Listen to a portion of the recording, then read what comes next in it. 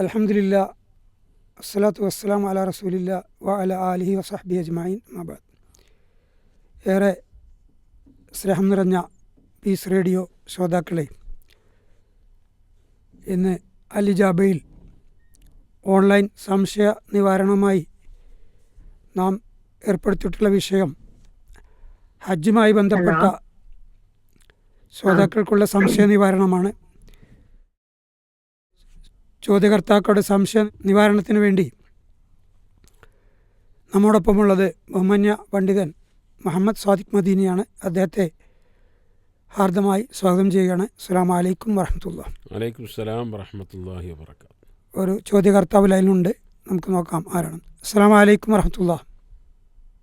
വലൈക്കും സലാം വറഹ്മത്തുള്ളാഹി. ആരാണ് വിളിക്കുന്നത്? പ്രോഗ്രാമിലേക്ക് സ്വാഗതം. എവിടുന്നാണ്? ഷാഹിന, എവിടുന്നാണ്? പുന്നശ്ശേരി. പുന്നശ്ശേരി. ഓക്കെ, ചോദിച്ചോളൂ. എനിക്ക് അറിയേണ്ടത്, നമ്മള് ആർത്തവകാരിയായിരിക്കുമ്പോൾ ഹജ്ജിൽ നമുക്ക് ഏതൊക്കെ കർമ്മങ്ങൾ ചെയ്യാം? ഓക്കെ. അൽഹംദുലില്ലാ വസ്സലാത്തു വസ്സലാം അലാ റസൂലില്ലാ വഅലാ ആലിഹി വസഹ്ബിഹി അജ്മഈൻ വബഅദ്. നിബന്ധനകൾ ഒത്തിണങ്ങിയ ഒരു വിശ്വാസിക്ക് ജീവിതത്തിൽ ഒരിക്കൽ മാത്രം നിർബന്ധമുള്ള കർമ്മമാണ് ഹജ്ജും ഉംറയും. ദിനേന ചുരുങ്ങിയത് 5 നേരം നമസ്കരിക്കുന്ന ഒരു വിശ്വാസിയെ സംബന്ധിച്ചിടത്തോളം നമസ്കാരത്തിൻ്റെ ചില വിഷയങ്ങളിലെങ്കിലും സംശയമുണ്ടാവും.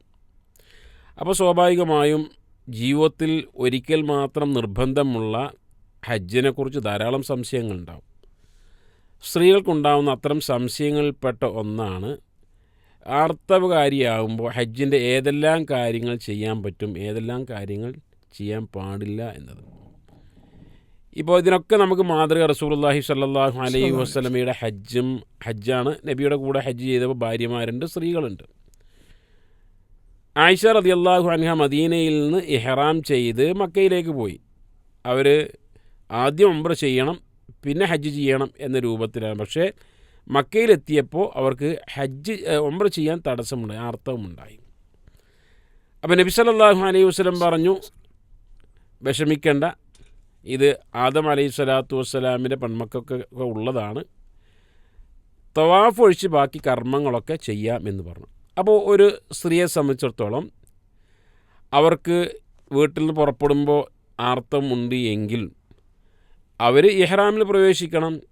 ഇഹ്റാമിൽ പ്രവേശിക്കുവാനോ അറഫയിൽ നിൽക്കുവാനോ മുസ്ദലിഫയിൽ താമസിക്കുവാനോ എന്നീ കാര്യങ്ങൾക്കൊന്നും ഈ ഒരു വിഷയം തടസ്സമല്ല.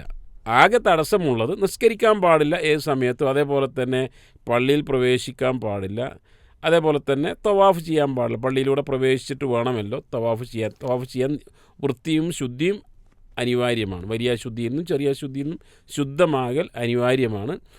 ഇതല്ലാത്ത കർമ്മങ്ങൾ, മിനായിൽ താമസിക്കാം, ജംറയിൽ കല്ലേറ് നടത്താം, അറഫയിൽ നിൽക്കുക, മുസ്ദലിഫയിൽ രാപ്പാർക്കുക, ഇതൊക്കെ ചെയ്യേണ്ടതാണ്.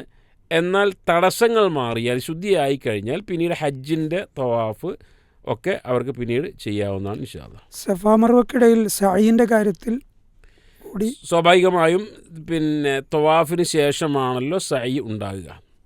അപ്പോൾ തവാഫിന് ശേഷം സഅയി ഉണ്ടാകുമ്പോൾ അവർ തവാഫ് കഴിഞ്ഞതിന് ശേഷമാണ് ഉദാഹരണമായി ഇങ്ങനെ സംഭവിച്ചതെങ്കിൽ സഅയി ചെയ്യുന്നതിന് കുഴപ്പമില്ല. തവാഫിന് മാത്രമാണ് അങ്ങനെ പ്രശ്നം ഉള്ളത്. ഉത്തരം ക്ലിയർ ആണല്ലോ അല്ലേ? ക്ലിയറാണ്. അപ്പോ നമ്മള് മക്കത്തായിരിക്കുമ്പോഴേ സൈൻ ചെയ്യുന്ന ഭാഗത്ത് അവിടെ പോവാനും അവിടെ ഇരുന്ന് ഖുർആൻ പരിഭാഷ വായിക്കാനൊക്കെ സാധ്യത ഉണ്ടോ? അവർക്ക് പള്ളിയിൽ പ്രവേശിക്കാൻ പാടില്ല എന്ന് പറഞ്ഞല്ലോ, അതുകൊണ്ട് തന്നെ പള്ളിയുടെ മുറ്റത്ത് ഒക്കെ ഇരിക്കുകയാണ് അവർ ചെയ്യേണ്ടത്. അല്ലെങ്കിൽ റൂമിലിരിക്കാം, പള്ളിയുടെ മുറ്റത്തിരിക്കാം. സഅയി ചെയ്യുന്ന ഭാഗം അവിടെ സഅയിന് പ്രത്യേകമായി ഉള്ള സ്ഥലമാണ് എന്നുള്ള നിലക്ക് അവിടെ ഒരു തവാഫിന് ശേഷമാണ് അവർക്ക് ഇത്തരം തടസ്സങ്ങൾ ഉണ്ടായതെങ്കിൽ സഅയി ചെയ്യാവുന്നതാണ്. പക്ഷേ നല്ലത് അല്ലാത്ത വേളകളിൽ ആ ഭാഗത്ത് നിന്ന് വിട്ടു നിൽക്കലാണ്. പള്ളിയിൽ മറ്റ് ഭാഗങ്ങൾ, പള്ളിയുടെ പുറത്തുള്ള മുറ്റത്തും മറ്റ് ഭാഗങ്ങളിലും അല്ലെങ്കിൽ റൂമിലൊക്കെ ഇരിക്കാവുന്നതാണ്. സംശയം നീങ്ങിയെന്ന് വിചാരിക്കുന്നു. ഹറമിൻ്റെ മുൻഭാഗത്തൊക്കെ വിശാലമായ സൗകര്യങ്ങളുള്ളത് കൊണ്ട് അതിനൊക്കെ ഉപയോഗപ്പെടുത്താം. പിന്നെ ഒരു കാര്യം കൂടി, അപ്പൊ നമ്മള് ഇവിടുന്ന് ഇഹ്റാം ചെയ്ത് കഴിഞ്ഞ് നമ്മൾ ശുചിയായി കഴിഞ്ഞതിന് ശേഷം മാത്രം ഉംറ ചെയ്താൽ മതി അല്ലേ?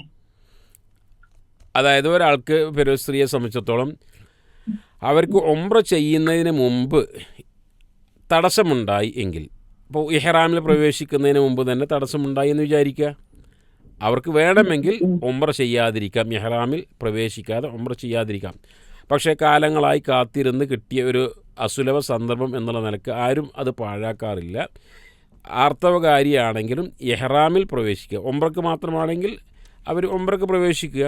പിന്നീട് മക്കയിൽ പോയി എപ്പോഴാണോ അവരുടെ ഈ തടസ്സങ്ങൾ നീങ്ങിയത് ശുദ്ധിയായി കുളിച്ച് അതിന് ശേഷം പിന്നീട് തവാഫും സഅയും മറ്റുള്ള കർമ്മങ്ങളും ചെയ്യുകയാണ് വേണ്ടത്. ഹജ്ജിനാണെങ്കിലും അങ്ങനെ തന്നെയാണ് വേണ്ടത്.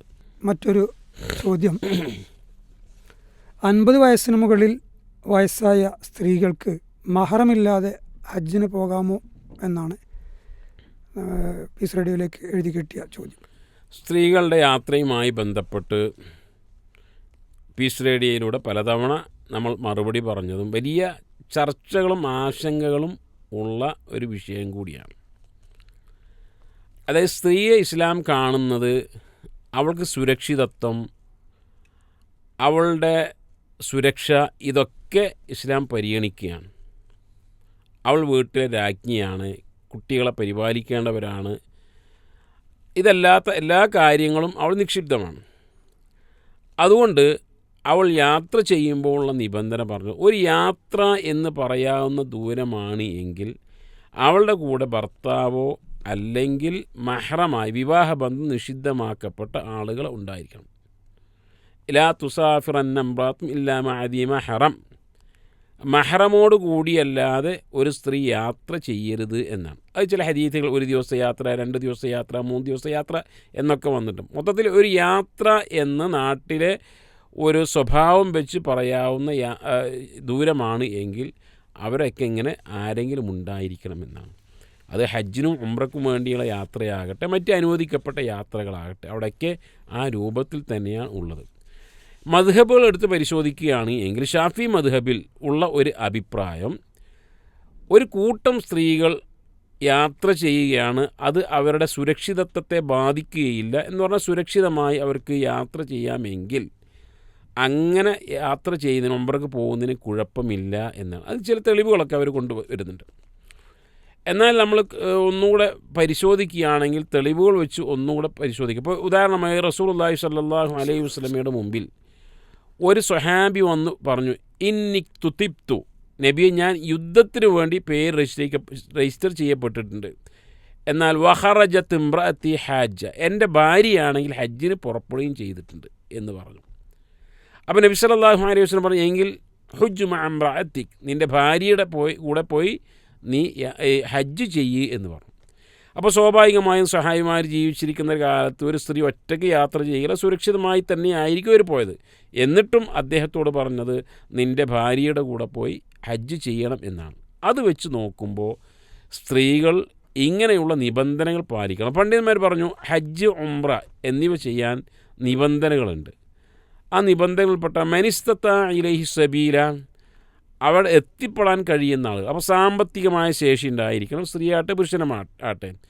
അതേപോലെ തന്നെ ശാരീരികമായ ശേഷി ഉണ്ടായിരിക്കണം, സ്ത്രീയാട്ടെ പുരുഷനാട്ടെ. എന്നാൽ സ്ത്രീക്ക് ഒന്നുകൂടെ അവളുടെ കൂടെ മഹറമോ ഭർത്താവോ ഉണ്ടായിരിക്കണം. എങ്കിൽ മാത്രമേ അവൾക്ക് ഹജ്ജ് ഉംറ നിർബന്ധമുള്ളൂ. ഇപ്പോൾ സക്കാത്ത് കൊടുക്കാൻ കാശില്ലാത്ത ഒരാൾ വിഷമിക്കുകയാണ്, എനിക്ക് സക്കാത്ത് കൊടുക്കാൻ കഴിയുന്നില്ലല്ലോ, അതുകൊണ്ട് ഞാൻ കുറച്ച് കാശ് കടം വാങ്ങട്ടെ എന്നിട്ട് ഞാൻ സക്കാത്ത് കൊടുക്കട്ടെ എന്നാരും ചിന്തിക്കാറില്ല. ഇതേപോലെ ഒരു സ്ത്രീക്ക് ഇത്തരം ഒരു നിബന്ധന ഒത്തിണങ്ങിയിട്ടില്ലെങ്കിൽ എനിക്ക് ഹജ്ജ് ചെയ്യാൻ സാധിച്ചിട്ടില്ലല്ലോ, ഉംറ ചെയ്യാൻ സാധിച്ചിട്ടില്ലോ എന്ന് വിഷമിക്കേണ്ട ആവശ്യമില്ല. അപ്പോൾ ഏറ്റവും നല്ലത് ഈ ഹദീസിൻ്റെ അടിസ്ഥാനത്തിൽ അവരുടെ കൂടെ സുരക്ഷിതമായി ഭർത്താവോ മഹറമോ ഉണ്ടായിരിക്കണം. പലപ്പോഴും നമ്മൾ ഈ എയർപോർട്ടിൽ നിന്ന് കയറി അടുത്ത എയർപോർട്ടിൽ ജിദ്ദ എയർപോർട്ടിൽ ഇറങ്ങും എന്നൊക്കെ പറയുന്നുണ്ടെങ്കിലും അതൊന്നും പലപ്പോഴും ഒരു 100% ശരിയായിക്കൊള്ളണം എന്നില്ല. ചിലപ്പോൾ യാത്രയിൽ എന്തെങ്കിലും പ്രശ്നങ്ങളുണ്ടാകും, എയർപോർട്ടിലുണ്ടാകും, രോഗിയാകും. അങ്ങനെ ഒരു വേണ്ട ഒരാളുടെ പരിചരണം ആവശ്യമായി ഏത് സമയത്തും വരാവുന്നതാണ്. അതുകൊണ്ട് തന്നെയാണ് ഇങ്ങനെ സ്ത്രീകൾക്ക് ഈ ഒരു നിബന്ധന ഇസ്ലാം വെച്ചത്. ഒരു ചോദ്യകർത്താവ് ലൈനിലുണ്ട്, നമുക്ക് ആരാണെന്ന് നോക്കാം. അസ്സലാമു അലൈക്കും.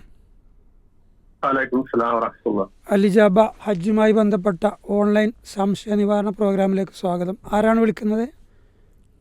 മുഹമ്മദ്. എവിടുന്നാണ് സ്ഥലം? പാണ്ടിക്കാട്. തൂവൂര്. ഓക്കെ, ചോദിച്ചോളൂ. പിന്നെ ഈ ഉംറക്ക് നെയ്യത്ത് ചെയ്യുമ്പോ ഇഹ്റാമില് ട്രെയിനിൽ വെച്ച് നെയ്യത്ത് ചെയ്യാൻ സാധിക്കൂലാന്നോ, അല്ലെങ്കിൽ അവിടെ വെച്ച് ഉറങ്ങിപ്പോകും എന്ന് അറിയിപ്പ് കിട്ടൂലെന്നോ ഒക്കെ പേടിയുണ്ടെങ്കിൽ പ്ലെയിനിൽ കയറുമ്പോ തന്നെ ഇഹ്റാം ചെയ്യാം എന്ന് കേട്ടു. അങ്ങനെ പറ്റുമോ? ചോദ്യം ക്ലിയറാണ്. ഇത് പൊതുവെ എല്ലാ ആളുകൾക്കും ഉണ്ടാകുന്ന ഒരു സംശയമാണ്. അതിൽ ആദ്യം നമ്മൾ മനസ്സിലാക്കേണ്ടത് ഇഹ്റാം എന്ന് പറഞ്ഞാൽ എന്താണ്. ഇതുപോലെ നമസ്കാരത്തിൽ തക്ബീറത്തുൽ ഇഹ്റാം എന്ന് പറഞ്ഞാൽ എന്താണ്. പല ആളുകളും തക്ബീറത്തുൽ ഇഹ്റാം എന്ന് പറഞ്ഞാൽ കൈ പൊക്കി കാണിച്ചു തരും, 2 കൈയും ഇങ്ങനെ ഉയർത്തി. ഇതല്ല തക്ബീറത്തുൽ ഇഹ്റാം. മറിച്ച് നമസ്കാരത്തിലേക്ക് പ്രവേശിച്ചു വന്ന അല്ലാഹു അക്ബർ എന്ന ഉച്ചാരണത്തിനാണ് തക്ബീറത്തുൽ ഇഹ്റാം എന്ന് പറയുക. ഇതേപോലെ ഇഹ്റാം എന്ന് പറയുമ്പോൾ ഡ്രസ്സ് മാറ്റുക എന്നല്ല, ഒരു ഡ്രസ്സ് എടുക്കുക, ഒരു ഡ്രസ്സ് പുതക്കുക പുരുഷന്മാർ. ഇതല്ല ഇഹ്റാം എന്ന് പറയുമ്പോൾ. മറിച്ച് ഞാൻ ഉംറയിലേക്ക് പ്രവേശിക്കുന്നു എന്ന നീയത്ത്, അല്ലെങ്കിൽ ഹജ്ജിലേക്ക് പ്രവേശിക്കുന്നു എന്ന നീയത്ത് മനസ്സിൽ കരുതലാണ്. ഇത് ചെയ്യണമെങ്കിൽ എന്ത് വേണം? നേരത്തെ പറഞ്ഞ നിബന്ധനയാണ് ഡ്രസ്സ് മാറിയിരിക്കണം എന്നത്. ഒരു തുണി എടുക്കുക, ഒരു തുണി പുതക്കുക എന്നത്. അപ്പോൾ ഇഹ്റാം എന്ന് പറഞ്ഞാൽ എന്താണ്?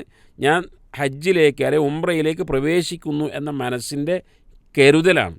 അപ്പോൾ സ്വാഭാവികമായി ഇത് ഉച്ചരിക്കുന്നതിന് മുമ്പ് അല്ലെങ്കിൽ നിയത്ത് വരുന്നതിന് മുമ്പ് പുരുഷന്മാർ ഈ പറഞ്ഞ ഡ്രസ്സാണ് ധരിക്കേണ്ടത്. അത് ഒരു പക്ഷേ ഫ്ലൈറ്റിൽ നിന്ന് അത്ര പെട്ടെന്ന് എല്ലാ ആളുകൾക്കും സൗകര്യമായി കൊള്ളണമെന്നില്ല. മാത്രമല്ല ഫ്ലൈറ്റ് അതിവേഗതയിലാണോ പറക്കുന്നത്. അപ്പോൾ ഒന്നുകിൽ സൗകര്യം എയർപോർട്ടിൽ എത്തിക്കഴിഞ്ഞാൽ പുരുഷന്മാർ അവർക്ക് ഹജ്ജിനോ ഉംറക്കോ ഇഹ്റാമിൽ പ്രവേശിക്കുവാൻ നിർദ്ദേശിക്കപ്പെട്ട ഡ്രസ്സ് ധരിക്കുകയും എന്നിട്ട് ഫ്ലൈറ്റിൽ കയറി ഏകദേശം 2 കാര്യത്തിൽ നമുക്ക് എവിടെയാണ് മീഖാത്ത് എന്നറിയും. ഒന്ന്, ഈ സീസൺ ആവുമ്പോൾ എല്ലാ ഫ്ലൈറ്റുകളിൽ നിന്നും അറിയും, അനൗൺസ്മെൻറ്റ് വരും. പിന്നീട് തൊട്ടടുത്തുള്ള ആളുകളോടൊക്കെ അനൗൺസ്മെൻറ്റ് വരുമ്പോൾ ഒന്ന് അറിയിക്കണേ. കാരണം ഒരു 5 മിനിറ്റ് മീഖാത്തിലെത്തുന്നതിന് ഒരു 5 മിനിറ്റ് മുമ്പൊക്കെ ആയിരിക്കും അങ്ങനെ അറിയിപ്പുണ്ടാകുക. അപ്പോൾ സ്വാഭാവികമായി എല്ലാവരും ഉണർന്ന് ലബ്ബൈക്ക് അല്ലാഹുമ്മ ഹജ്ജത്തൻ അല്ലെങ്കിൽ ലബ്ബൈക്ക് അല്ലാഹുമ്മ ഉംറത്തൻ എന്ന് തൽബിയത്ത് ചൊല്ലിക്കൊണ്ട് ആരംഭിക്കാൻ സാധിക്കും. രണ്ടാമത്, ഇപ്പോൾ ജിദ്ദയിൽ എത്ര മണിക്കൂർ, ജിദ്ദയിൽ ഇറങ്ങുന്നതിന് എത്ര മണി, എനിക്ക് തോന്നുന്നു 1/2 മണിക്കൂർ മുമ്പാന്ന് തോന്നുന്നു മീഖാത്തിൻ്റെ സ്ഥലം. ആ സ്ഥലത്തെത്തുമ്പോൾ ഈ അനൗൺസ്മെൻറ്റ് ഇല്ലെങ്കിലും ആ സ്ഥലത്തെത്തുമ്പോൾ ഇഹ്റാമിൽ പ്രവേശിച്ചാൽ മതി. രണ്ടാമത്തെ ചോയ്സ്. ഇതിനൊന്നും സാധിക്കാത്ത ഒരു പക്ഷേ വാർദ്ധക്യ സഹജമായ ആളുകളൊക്കെ ഉണ്ട്. ഇതൊന്നും ഒരു പക്ഷേ സാധിച്ചു കൊള്ളണമെന്നില്ല. അപ്പോൾ അതുകൊണ്ട് അവർക്ക് ഒരു മുൻകരുതൽ എന്നുള്ള നിലയ്ക്ക് വേണമെങ്കിൽ മാത്രം ആണ് കുറച്ച് നേരത്തെ ഇഹ്റാമിൽ പ്രവേശിക്കുക. അതെ, കാരണം ഫ്ലൈറ്റിൽ പോകുമ്പോൾ വളരെ പെട്ടെന്നായിരിക്കും എന്ത് ചെയ്യുക, ഫ്ലൈറ്റ് മീഖാത്ത് വിട്ട് കിടക്കുക. അതുകൊണ്ട് ആ ഫ്ലൈറ്റിൽ വെച്ച് ഒരു പക്ഷേ ഡ്രസ്സ് മാറി ഒരുങ്ങാൻ സാധിച്ചു കൊള്ളണമെന്നില്ല. ഒരു 5 മിനിറ്റോ 10 മിനിറ്റോ മുമ്പ് അനൗൺസ്മെൻറ്റ് ഉണ്ടാകുമ്പോൾ അപ്പോൾ ഒരുങ്ങുകയും അപ്പോൾ ഇഹ്റാമിൽ പ്രവേശിക്കുകയുമാണ് ചെയ്യേണ്ടത്. ഇപ്പോൾ ഇമാം മാലിക് റഹ്മത്തുള്ളാഹി അലൈഹി അദ്ദേഹത്തോട് ഒരാൾ ചോദിച്ചു, മഹാനവറുകളെ, ഞാൻ ദുൽഹുലൈഫ, മദീനക്കാരുടെ മീഖാത്ത് മദീനയിൽ 23 കിലോമീറ്റർ ദൂരെയുള്ള ദുൽഹുലൈഫയാണ്, അവിടെ നിന്നാണോ ഇഹ്റാമിൽ പ്രവേശിക്കേണ്ടത്, അതല്ല അതിനേക്കാൾ ആദരവാക്കപ്പെട്ട മസ്ജിദ് നബവിയിൽ നിന്നാണോ ഇഹ്റാമിൽ പ്രവേശിക്കേണ്ടത് എന്ന് ചോദിച്ചപ്പോൾ മസ്ജിദ് നബവിയിൽ നിന്നല്ല, മറിച്ച് മീഖാത്തിൽ എന്നാണ് പറഞ്ഞത്. അതുകൊണ്ട് തന്നെ നമ്മൾ ആ മീഖാത്തിൽ വെച്ച് ഇഹ്റാമിൽ പ്രവേശിക്കുക ആണ് ചെയ്യേണ്ടത്. വല്ല ഭയവും ഉണ്ടെങ്കിൽ മാത്രം അവർക്ക് അല്പം നേരത്തെ ഇഹ്റാമിൽ പ്രവേശിക്കാവുന്നതാണ്. ഇവിടെ ചോദ്യകർത്താവ് സൂചിപ്പിച്ച പോലെ ഉറക്കമോ മറ്റോ ഭയപ്പെടുന്നെങ്കിൽ അടുത്ത സീറ്റിലുള്ള ആളെ ഒന്ന് ഉണർത്താൻ മുൻകൂട്ടി ഏർപ്പാട് ചെയ്യുന്ന നന്നായിരിക്കും. അത് ഉംറക്ക് പോവുകയാണെങ്കിലും ഒരു ഗ്രൂപ്പായിട്ടായിരിക്കും, ഹജ്ജിന് പോവുകയാണെങ്കിലും മിക്കവാറും ഫ്ലൈറ്റിലെ എല്ലാ ആളുകളും ഹജ്ജിൻ്റെ ആളുകളായിരിക്കും. അപ്പോൾ ഒരു സ്വാഭാവികമായി ഹജ്ജിൽ പഠിക്കേണ്ട കുറേ പാഠങ്ങൾപ്പെട്ടാണ് പരസ്പരമുള്ള സ്നേഹവും സഹകരണവും ഒക്കെ. അപ്പോൾ അതും കൂടെ ഇതിൽ ഉൾപ്പെടുത്താൻ സാധിക്കും. ഒരു ചോദ്യം കൂടെ ചോദിച്ചോളൂ. പിന്നെ ഈ ഉംറയ്ക്ക് വേണ്ടി നമ്മൾ മസ്ജിദുൽ ഹറാമിലേക്ക് പ്രവേശിക്കുമ്പോൾ തഹിയ്യത്ത് നിസ്കാരം സുന്നത്തില്ല എന്ന് പറഞ്ഞു. നേരെ തവാഫിലേക്ക് പ്രവേശിക്കുകയാണ്. തവാഫ് കഴിഞ്ഞിട്ട് 2 റക്അത്ത് സുന്നത്ത് നിസ്കരിക്കാം എന്ന് പറഞ്ഞു. ആ സുന്നത്തിൽ എന്താണ്? തഹിയ്യത്താണോ അതോ ഉംറന്റെ തവാഫിന്റെ സുന്നത്താണോ? നെയ്യത്ത് എന്താണ്? അതെ, ഉംറ ഇപ്പോൾ ഉംറ ഹജ്ജ് എന്നിവ ഉദ്ദേശിച്ചുകൊണ്ടാണല്ലോ മീഖാത്ത് വിട്ടുകിടക്കുക, എഹ്റാമിൽ വിട്ടുകിടക്കുക. അപ്പോൾ സ്വാഭാവികമായും ആദ്യം ഉംറക്കായിരിക്കും നിയ്യത്ത് വെക്കുക. ഇങ്ങനെ എഹ്റാമിൽ പ്രവേശിച്ച ഒരു വ്യക്തി ആദ്യമായി അയാൾ ചെയ്യേണ്ടത് നേരെ തവാഫ് ചെയ്യാൻ പോവുകയാണ്. പക്ഷേ അവിടെ ചില തടസ്സങ്ങളുണ്ടാകും. ഒരു പക്ഷേ നമ്മൾ പള്ളിയിൽ പ്രവേശിക്കുന്ന സമയത്താണ് അവിടെ നമസ്കാരമാണ് എങ്കിൽ ഞാൻ നമസ്കരിക്കുന്നില്ല, തവാഫിന് പോവുകയാണ് എന്ന് പറയാൻ സാധിക്കുകയില്ല. കാരണം തവാഫ് വിശാലമായ സമയമുണ്ട്, എന്നാൽ ജമാഅത്തായ നമസ്കാരത്തിന് അപ്പോൾ കുടുസായ സമയമാണുള്ളത്. അപ്പോൾ അത് അവിടെ തന്നെ നിർവഹിക്കണം. മാത്രമല്ല 1,00,000 ഇരട്ടി പ്രതിഫലമുള്ള നമസ്കാരം, 1,00,000-ലധികം ഇരട്ടി പ്രതിഫലം ഉള്ളതാണ്. അപ്പോൾ അവിടെ എന്ത് ചെയ്യാൻ? നമസ്കരിക്കുകയാണ് ചെയ്യേണ്ടത്. ഇതേപോലെ തന്നെ ചിലപ്പോൾ അയാൾക്ക് ക്ഷീണമോ മറ്റ് കാരണങ്ങളാലോ അപ്പോൾ തവാഫ് ചെയ്യാൻ കഴിയില്ല, പള്ളിയിൽ പ്രവേശിക്കുകയും ചെയ്തു എങ്കിൽ അയാൾ തഹിയ്യത്തുൽ മസ്ജിദ് എന്ന 2 റക്അത്ത് സുന്നത്ത് നമസ്കരിക്കുകയാണ് വേണ്ടത്. അതല്ലാതെ എന്നെക്കൊണ്ട് തവാഫ് ചെയ്താൽ ഇപ്പോൾ ചെയ്യാൻ കഴിയില്ല എന്ന് പറഞ്ഞ് അവിടെ ഇരിക്കുകയല്ല ചെയ്യേണ്ടത്. മസ്ജിദുൽ ഹറാമിൽ പ്രവേശിക്കുന്ന, മസ്ജിദ് നബവിയിൽ പ്രവേശിക്കുന്ന മസ്ജിദുൽ ഹറാമിൽ ലോകത്തിലെ ഏത് പള്ളിയിലാണട്ടെ തഹിയ്യത്ത് നമസ്കാരം ആണ് സുന്നത്ത്. എന്നാൽ ഇവിടെ മസ്ജിദുൽ ഹറാമിൽ പ്രവേശിക്കുമ്പോൾ ഇഹ്റാമോടുകൂടി പ്രവേശിക്കുന്ന ഒരാളെ സംബന്ധിച്ചിടത്തോളം അദ്ദേഹം തവാഫിന് പോവുകയാണ് ചെയ്യുന്നത്. അത് കഴിയില്ല എങ്കിൽ 2 റക്അത്ത് സുന്നത്ത് നമസ്കരിക്കാവുന്നതാണ്. ഇനി തവാഫ് കഴിഞ്ഞ ശേഷം പിന്നീട് മഖാമ് ഇബ്രാഹീമിൻ്റെ പിന്നിൽ വെച്ച് 2 റക്അത്ത് സുന്നത്ത് നമസ്കാരമുണ്ട്. തിരക്കുള്ള സമയത്താണ് എങ്കിൽ, ഇപ്പോൾ 365 ദിവസവും ഏകദേശം തിരക്ക് തന്നെയാണ്. അപ്പോൾ ആളുകളെ ബുദ്ധിമുട്ടിച്ച് പ്രയാസപ്പെടുത്തി തിക്കിത്തിരക്കി അവിടെ തന്നെ 2 റക്അത്ത് നമസ്കരിക്കണമെന്നില്ല. പള്ളിയുടെ ഏത് ഭാഗത്തും 2 റക്അത്ത് നമസ്കരിക്കാം. 1-ാമത്തെ റക്അത്തിൽ ഫാത്തിഹയ്ക്ക് ശേഷം സൂറത്ത് കാഫിറൂനും ഖുൽ യാ അയ്യുഹൽ കാഫിറൂൻ, 2-ാമത്തെ റക്അത്തിൽ സൂറത്ത് ഇഖ്ലാസ് ഖുൽ ഹുവല്ലാഹു അഹദ്, ഇതും ഓതാവുന്നതാണ്. ഇത് തവാഫിൻ്റെ 2 റക്അത്ത് സുന്നത്താണ്. ഒരു തവാഫ് എന്ന് പറയുമ്പോൾ 7 പ്രാവശ്യം ഉദുവോടുകൂടി കഅബ ചുറ്റുമ്പോഴാണ് ഒരു തവാഫാകുക. ആ ഒരു തവാഫിന് ശേഷം ഈ 2 റക്അത്ത് സുന്നത്ത് നമസ്കാരവുമുണ്ട്. അത് തഹിയ്യത്തുൽ മസ്ജിദ് അല്ല, മറിച്ച് തവാഫിൻ്റെ 2 റക്അത്ത് സുന്നത്ത് നമസ്കാരമാണ്. അപ്പോൾ ചുരുക്കത്തിൽ നമ്മൾ പറഞ്ഞത്, ഒരാൾ ഇഹ്റാമോടുകൂടി പള്ളിയിൽ പ്രവേശിച്ചു, അയാൾക്ക് ഒന്നുകിൽ നമസ്കാരം കാരണം തവാഫിന് ചെയ്യാൻ സാധിച്ചിട്ടില്ല, അല്ലെങ്കിൽ അയാൾക്ക് തവാഫ് ചെയ്യാൻ അപ്പോൾ സാധിക്കുന്നില്ല, തിരക്കും മറ്റും ഉണ്ടാവാമല്ലോ. ആ സമയത്തൊക്കെ അദ്ദേഹത്തിന് തഹിയ്യത്തുൽ മസ്ജിദ് നമസ്കരിക്കാവുന്നതാണ്. ഉത്തരം ക്ലിയർ ആണല്ലോ അല്ലേ? ഓക്കെ. അടുത്ത ഒരു ചോദ്യം. പരിശുദ്ധ ഹജ്ജിന് പോകുന്ന സമയത്ത് ഭർത്താവ് തൊട്ടാൽ ഉളമുറിയുന്ന സാഹചര്യത്തിൽ, അല്ലെങ്കിൽ അതുപോലെയുള്ള പുരുഷന്മാർ തൊട്ടാൽ ഉളമുറിയുന്ന സാഹചര്യത്തിൽ വീട്ടിൽ അത് നടക്കും. എന്നാൽ എയർപോർട്ടിൽ നിന്നും ഇത്തരം സാഹചര്യങ്ങളിൽ മദ്ഹബ് മാറാൻ വേണ്ടി ഉസ്താദന്മാർ പറയുന്നു. എന്താണ് ഇതിൻ്റെ ഒരു സത്യാവസ്ഥ? ഇത്തരം സാഹചര്യങ്ങളിൽ എന്തു ചെയ്യും? കർമ്മശാസ്ത്ര വിഷയങ്ങളിൽ, പല വിഷയങ്ങളിൽ പണ്ഡിതന്മാർക്കിടയിൽ മദ്ഹബുകൾക്കിടയിൽ അഭിപ്രായ വ്യത്യാസങ്ങളുണ്ടാകും. അത്തരം അഭിപ്രായ വ്യത്യാസങ്ങൾ ഉണ്ടാകുമ്പോൾ പ്രമാണങ്ങളോട് ഏറ്റവും ശരിയായത് ഏത് എന്ന് നോക്കി തിരഞ്ഞെടുക്കുകയാണ് ചെയ്യേണ്ടത്. അതിൽപ്പെട്ട ഒന്നാണ് ശുദ്ധിയുള്ള ഒരാൾ എന്ന് പറഞ്ഞാൽ ഉളു എടുത്ത ഒരാൾ ഒരു സ്ത്രീയെ തൊട്ട് കഴിഞ്ഞാൽ ഉളു മുറിയുമോ ഇല്ലയോ എന്ന വിഷയം. ആ വിഷയം ഹജ്ജുമായി ബന്ധപ്പെടുന്നത് നമ്മൾ സ്വാഭാവികമായും തവാഫ് ചെയ്യുമ്പോൾ സ്ത്രീകൾക്ക് തവാഫ് ചെയ്യാൻ പ്രത്യേക ഏരിയ, പുരുഷന്മാർക്ക് അങ്ങനെ പ്രത്യേക ഏരിയ എന്ന രൂപത്തിലല്ല, മറിച്ച് ഒരുമിച്ച് തവാഫ് ചെയ്യുകയാണ്. അപ്പോൾ ഒരു പക്ഷേ അറിയാതെ തന്നെ സ്പർശിക്കാൻ സാധ്യതയുണ്ട്. അപ്പോൾ ഒരു സ്ത്രീയെ സ്പർശിച്ചു കഴിഞ്ഞാൽ ഉളു മുറിയില്ലേ? തവാഫിനാണെങ്കിൽ ഉളു അനിവാര്യവുമാണ്. അപ്പോൾ എങ്ങനെ തവാഫ് പൂർത്തിയാക്കാൻ സാധിക്കും എന്നാണ്. അപ്പോൾ ഒന്ന് മനസ്സിലാക്കേണ്ടത്, ഇപ്പോൾ ഷാഫി മദ്ഹബിലൊക്കെ ആണെങ്കിൽ സ്ത്രീയെ തൊട്ടാൽ ഉദു മുറിയുമെന്നാണ്. അത് തന്നെയും അഭിപ്രായ വ്യത്യാസങ്ങളുണ്ട്. ഭാര്യയെ തൊട്ടാൽ, വല്യമ്മയെ തൊട്ടാൽ, മകളെ തൊട്ടാൽ, സഹോദരിയെ തൊട്ടാൽ ഒന്നും ഉദു മുറിയില്ല. എന്നാൽ ഭാര്യയെ തൊട്ടാലും അന്യസ്ത്രീകളെ തൊട്ടാലും ഉദു മുറിയും. അതേപോലെ തന്നെ രോമം, പല്ല്, നഖം എന്നിവയെ തൊട്ടാൽ ഉദു മുറിയില്ല. ഇങ്ങനെ കുറേ അഭിപ്രായ വ്യത്യാസങ്ങളുണ്ട്. ഹനഫി മദ്ഹബിലാകട്ടെ സ്ത്രീയെ തൊട്ടാൽ ഉദു മുറിയില്ല എന്നാണ്. ഇനി എന്ത് തന്നെയായിരുന്നാലും ഇതിലേറ്റവും ശരി, അല്ലെങ്കിൽ പ്രമാണങ്ങളോട് ഏറ്റവും ശരിയായി നിൽക്കുന്നത് ഏത് എന്ന് നോക്കുമ്പോൾ നമ്മൾ ഹദീസുകളുടെ അടിസ്ഥാനത്തിൽ പരിശോധിച്ച് കഴിഞ്ഞാൽ സ്ത്രീയെ തൊട്ടാൽ ഉദു മുറിയില്ല എന്ന് തന്നെയാണ്. കാരണം റസൂലുള്ളാഹി സ്വല്ലല്ലാഹു അലൈഹി വസല്ലം രാത്രികാലത്ത് തഹജ്ജുദ് നമസ്കരിക്കുമ്പോൾ ആയിഷ റളിയല്ലാഹു അൻഹ ബലങ്ങിന് കിടക്കും. അപ്പോൾ സുജൂദ് ചെയ്യാൻ സ്ഥലസൗകര്യം ഇല്ലാത്ത കാരണത്താൽ ആയിഷ റളിയല്ലാഹു അൻഹയുടെ കാലെടുത്ത് നബി സല്ലല്ലാഹു അലൈഹി വസല്ലം മാറ്റി വെക്കും. അല്ലെങ്കിൽ ആയിഷ റളിയല്ലാഹു അൻഹ സ്പർശിക്കുമ്പോൾ കാലെടുത്ത് മാറ്റി വെക്കും എന്ന് റസൂലുള്ളാഹി അവിടെ സുജൂദ് ചെയ്യാറുണ്ടായിരുന്നു. അതും അതല്ലാത്ത പല തെളിവുകളുടെയും അടിസ്ഥാനത്തിൽ സ്ത്രീയെ തൊട്ടാൽ ഉദു മുറിയില്ല എന്നതിനാണ് ഏറ്റവും ശരിയായ ഭാഗമായി നമുക്ക് മനസ്സിലാക്കാനുള്ളത്. എന്നാൽ സ്ത്രീയെ തൊട്ടാൽ ഉദു മുറിയും എന്ന് പറയുന്ന ആളുകൾക്ക് അങ്ങനെ അങ്ങ് തവാഫ് ചെയ്യാൻ സാധിക്കുകയില്ല. കാരണം തവാഫിന് ഉദു നിർബന്ധമാണ്.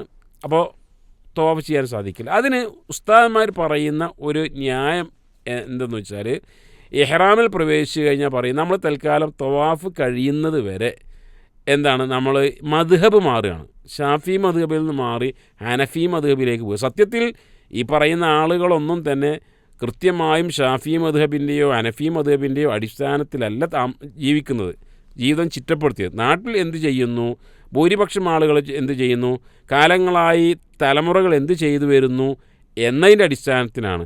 കാരണം അതും മദ്ഹബുമായി യാതൊരുവിധ ബന്ധവും ഇല്ല എന്ന് വേറെ വിഷയമാണ്. അപ്പോൾ ഇതിന് ഒന്ന് രക്ഷപ്പെടാനുള്ള മാർഗമായി പറഞ്ഞു കൊടുക്കുന്നതാണ് നമ്മൾ തൽക്കാലം ഒന്ന് മദ്ഹബ് ഹനഫി മദ്ഹബിലേക്ക് ഒന്ന് മാറ്റി പിടിക്കുക. എന്നിട്ട് ഈ തവാഫ് അല്ലെങ്കിൽ ഉംറ കഴിഞ്ഞതിന് ശേഷം വീണ്ടും ഷാഫി മദ്ഹബിലേക്ക് വരാമെന്ന്. അപ്പോൾ ഇസ്ലാമിൽ അങ്ങനെ പ്രയാസവും ബുദ്ധിമുട്ടും ഇല്ല. അത് സ്ത്രീയെ തൊട്ടാൽ ഉദു മുറിയില്ല. മാത്രമല്ല തവാഫിൻ്റെ ഒക്കെ ചെയ്യുന്ന വേളയിൽ ഒരു ദുർചിന്തയോടുകൂടി അല്ല ആളുകളൊക്കെ തന്നെയും തവാഫ് ചെയ്യുന്നത്. വളരെ ഭക്തിസാന്ദ്രമായിട്ടാണ് തവാഫ് ചെയ്യുന്നത്. എന്ത് തന്നെയായിരുന്നാലും അവർക്ക് അവിടെ തവാഫ് ചെയ്യുന്നതിന് കുഴപ്പമില്ല. സ്ത്രീയെ സ്പർശിച്ചു കഴിഞ്ഞാൽ അവരുടെ ഉദു മുറിയുന്നതും അല്ല.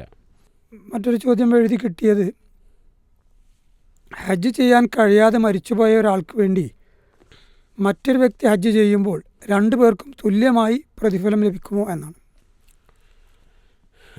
പ്രതിഫലത്തിൻ്റെ കാര്യം അത് അള്ളാഹു തീരുമാനിക്കുന്നതാണല്ലോ. നമ്മൾക്ക് ഒരു കാര്യം അത് ചെയ്യാൻ പാടുണ്ടോ ഇല്ലയോ എന്നാണ് ശറഇൻ്റെ അടിസ്ഥാനത്തിൽ നമ്മൾ നോക്കേണ്ടത്. ഇപ്പോൾ നമസ്കരിക്കുന്ന ആളുകൾക്ക് തന്നെ വ്യത്യസ്തമായ പ്രതിഫലമാണ്. റസൂലുള്ളാഹി സ്വല്ലല്ലാഹു അലൈഹി വസല്ലം പറഞ്ഞു, ഉശ്ർ ഉണ്ടായിരിക്കും, തുസ് ഉണ്ടായിരിക്കും, 10-1 9-1. അപ്പോൾ ഇന്ന ഒരാൾക്ക് അയാൾക്ക് എത്രയാണ് അതിൻ്റെ പ്രതിഫലം എന്ന് ചോദിക്കാൻ സാധിക്കുകയില്ല. ഇവിടെ ഹജ്ജ് ചെയ്ത ഒരു ആൾ അല്ലെങ്കിൽ ഉംറ ചെയ്ത ഒരാൾ, അദ്ദേഹത്തെ സംബന്ധിച്ചിടത്തോളം മരണപ്പെട്ടു പോയ ആളുകൾ, ഇപ്പോൾ വാപ്പിയായിരിക്കാം, ഉമ്മയായിരിക്കാം, അങ്ങനെയുള്ള ഒരാൾക്ക് വേണ്ടി ഹജ്ജോ ഉംറയോ ചെയ്യാവുന്നതാണ്. എന്നാൽ രണ്ടു പേർക്കും ഒരേ കൂലി കിട്ടുമോ അല്ലാഹു ആലം. ഏതായിരുന്നാലും അല്ലാഹു ലാ യുദിഉ അമലൽ മുഹ്സിനീൻ, അല്ലേ?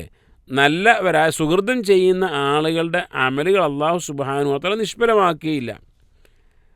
അതുകൊണ്ട് തന്നെ ഒരാൾ ത്യാഗം ചെയ്ത് മരണപ്പെട്ടു പോയ തൻ്റെ വാപ്പാക്ക് വേണ്ടിയാണ് ഹജ്ജ് ചെയ്യുന്നത്, ഉംറ ചെയ്യുന്നത് എങ്കിൽ അല്ലാഹു സുബ്ഹാനഹു വ തആല അയാൾക്ക് പ്രതിഫലം നൽകും. ഇന്നമൽ അഅ്മാലു ബിന്നിയാത്ത്, നിയത്തിൻ്റെ അടിസ്ഥാനത്തിലായിരിക്കും ആ ഒരു പ്രതിഫലം എന്ന് മാത്രമേ നമുക്ക് മനസ്സിലാക്കാൻ സാധിക്കുകയുള്ളൂ. ഒരു ചോദ്യകർത്താവ് ലൈനിലുണ്ട്, ആരാണെന്ന് നോക്കാം. അസ്സലാമു അലൈക്കും വറഹ്മത്തുള്ളാഹി. പീസ് റേഡിയോ അൽഇജാബ ഹജ്ജുമായി ബന്ധപ്പെട്ട സംശയ നിവാരണ പ്രോഗ്രാമിലേക്ക് സ്വാഗതം. ആരാണ് വിളിക്കുന്നത്? സ്ഥലം എവിടെ നിന്നാണ്? സ്ഥലം? ഓക്കെ, ചോദിച്ചോളൂ.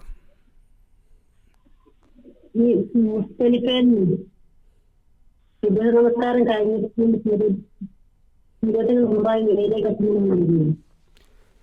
ചോദ്യം ക്ലിയർ അല്ല. മുസ്ദലിഫയിൽ നിന്ന് നമസ്കാരം കഴിഞ്ഞ് അറഫയിലേക്ക് പോകുന്ന ദിവസമാണ് ഉദ്ദേശിച്ചത്. അപ്പൊ അതിന്റെ മുമ്പ് പോയാൽ എന്തെങ്കിലും പ്രശ്നമുണ്ടോ? അറഫ നിസ്കാരത്തിന് മുമ്പ് അറഫ കഴിഞ്ഞ് വരുന്ന അവസരമായിരിക്കും. ഓക്കെ അറഫ കഴിഞ്ഞ് മുസ്ദലിഫ.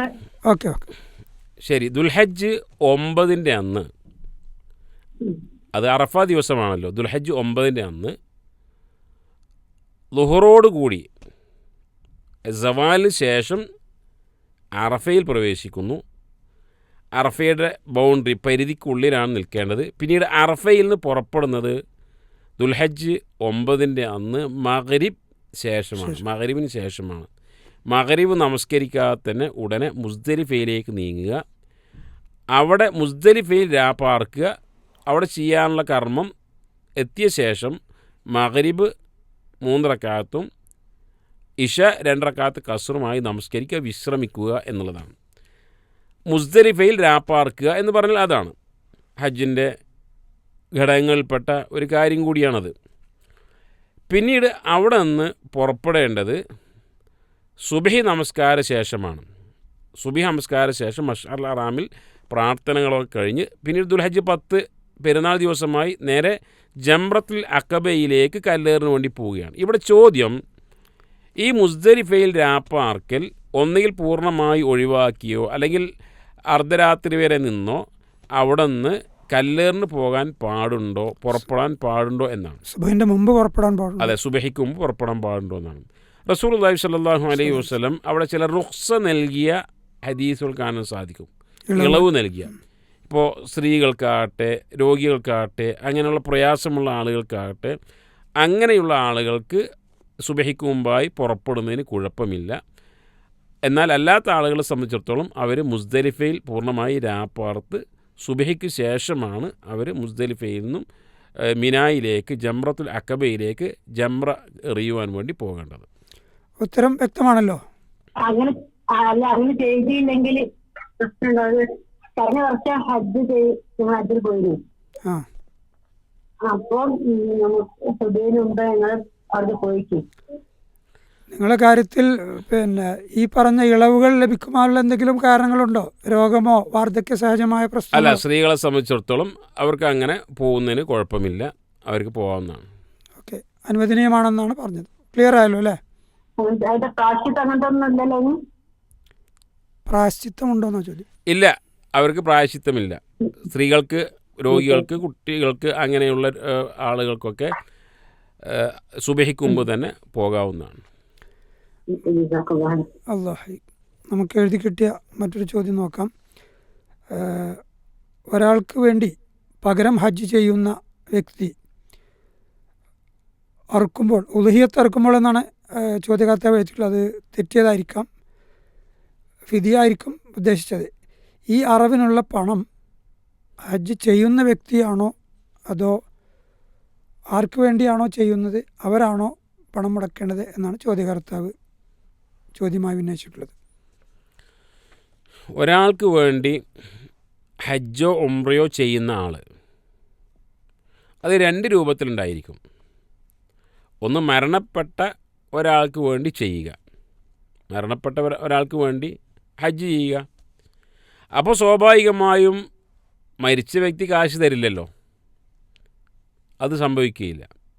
അപ്പോൾ മരിച്ച ഒരു വ്യക്തിക്ക് വേണ്ടി ഹജ്ജ് ചെയ്യുന്ന ഒരാളെ സംബന്ധിച്ചിടത്തോളം അറവിനുള്ള കാശാകട്ടെ മറ്റ് കാര്യങ്ങളാകട്ടെ ചെയ്യുന്നപ്പോൾ, ഉദാഹരണമായി മരണപ്പെട്ട വാപ്പാക്ക് വേണ്ടി, മരണപ്പെട്ട ഉമ്മാക്ക് വേണ്ടിയൊക്കെയാണ് ചെയ്യുന്നതെങ്കിൽ സ്വാഭാവികമായി മകൻ തന്നെയാണ് അതിൻ്റെ കാര്യങ്ങൾ നടത്തുന്നത്, അതിൻ്റെ കാശ് പണം എടുക്കുന്നത്.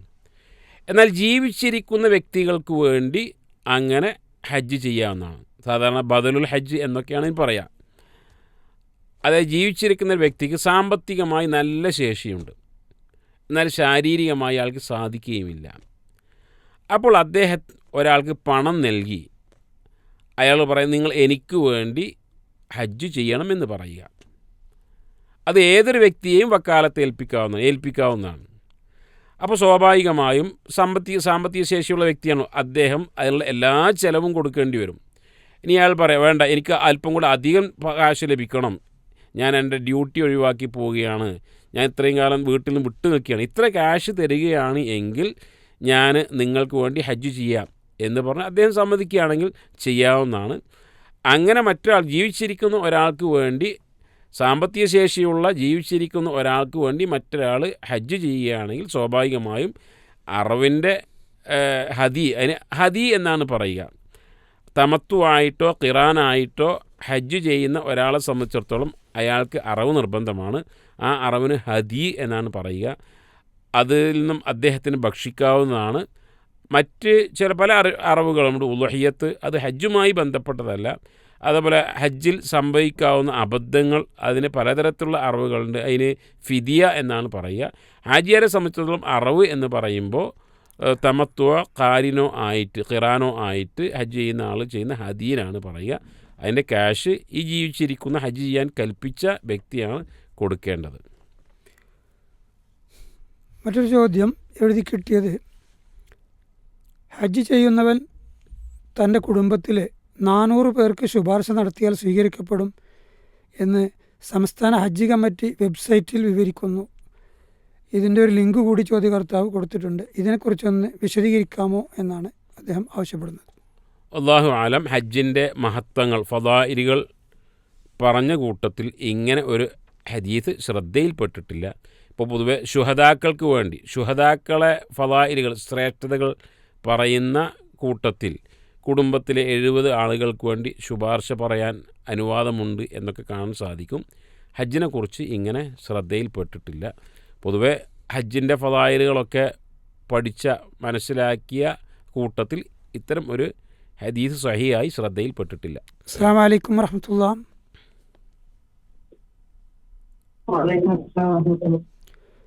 പീസ് റേഡിയോ അൽ-ഇജാബ സംശയ നിവാരണ പ്രോഗ്രാമിലേക്ക് സ്വാഗതം. ആരാണ് വിളിക്കുന്നത്? എവിടെ നിന്നാണ്? ഓക്കെ, ചോദിച്ചോളൂ.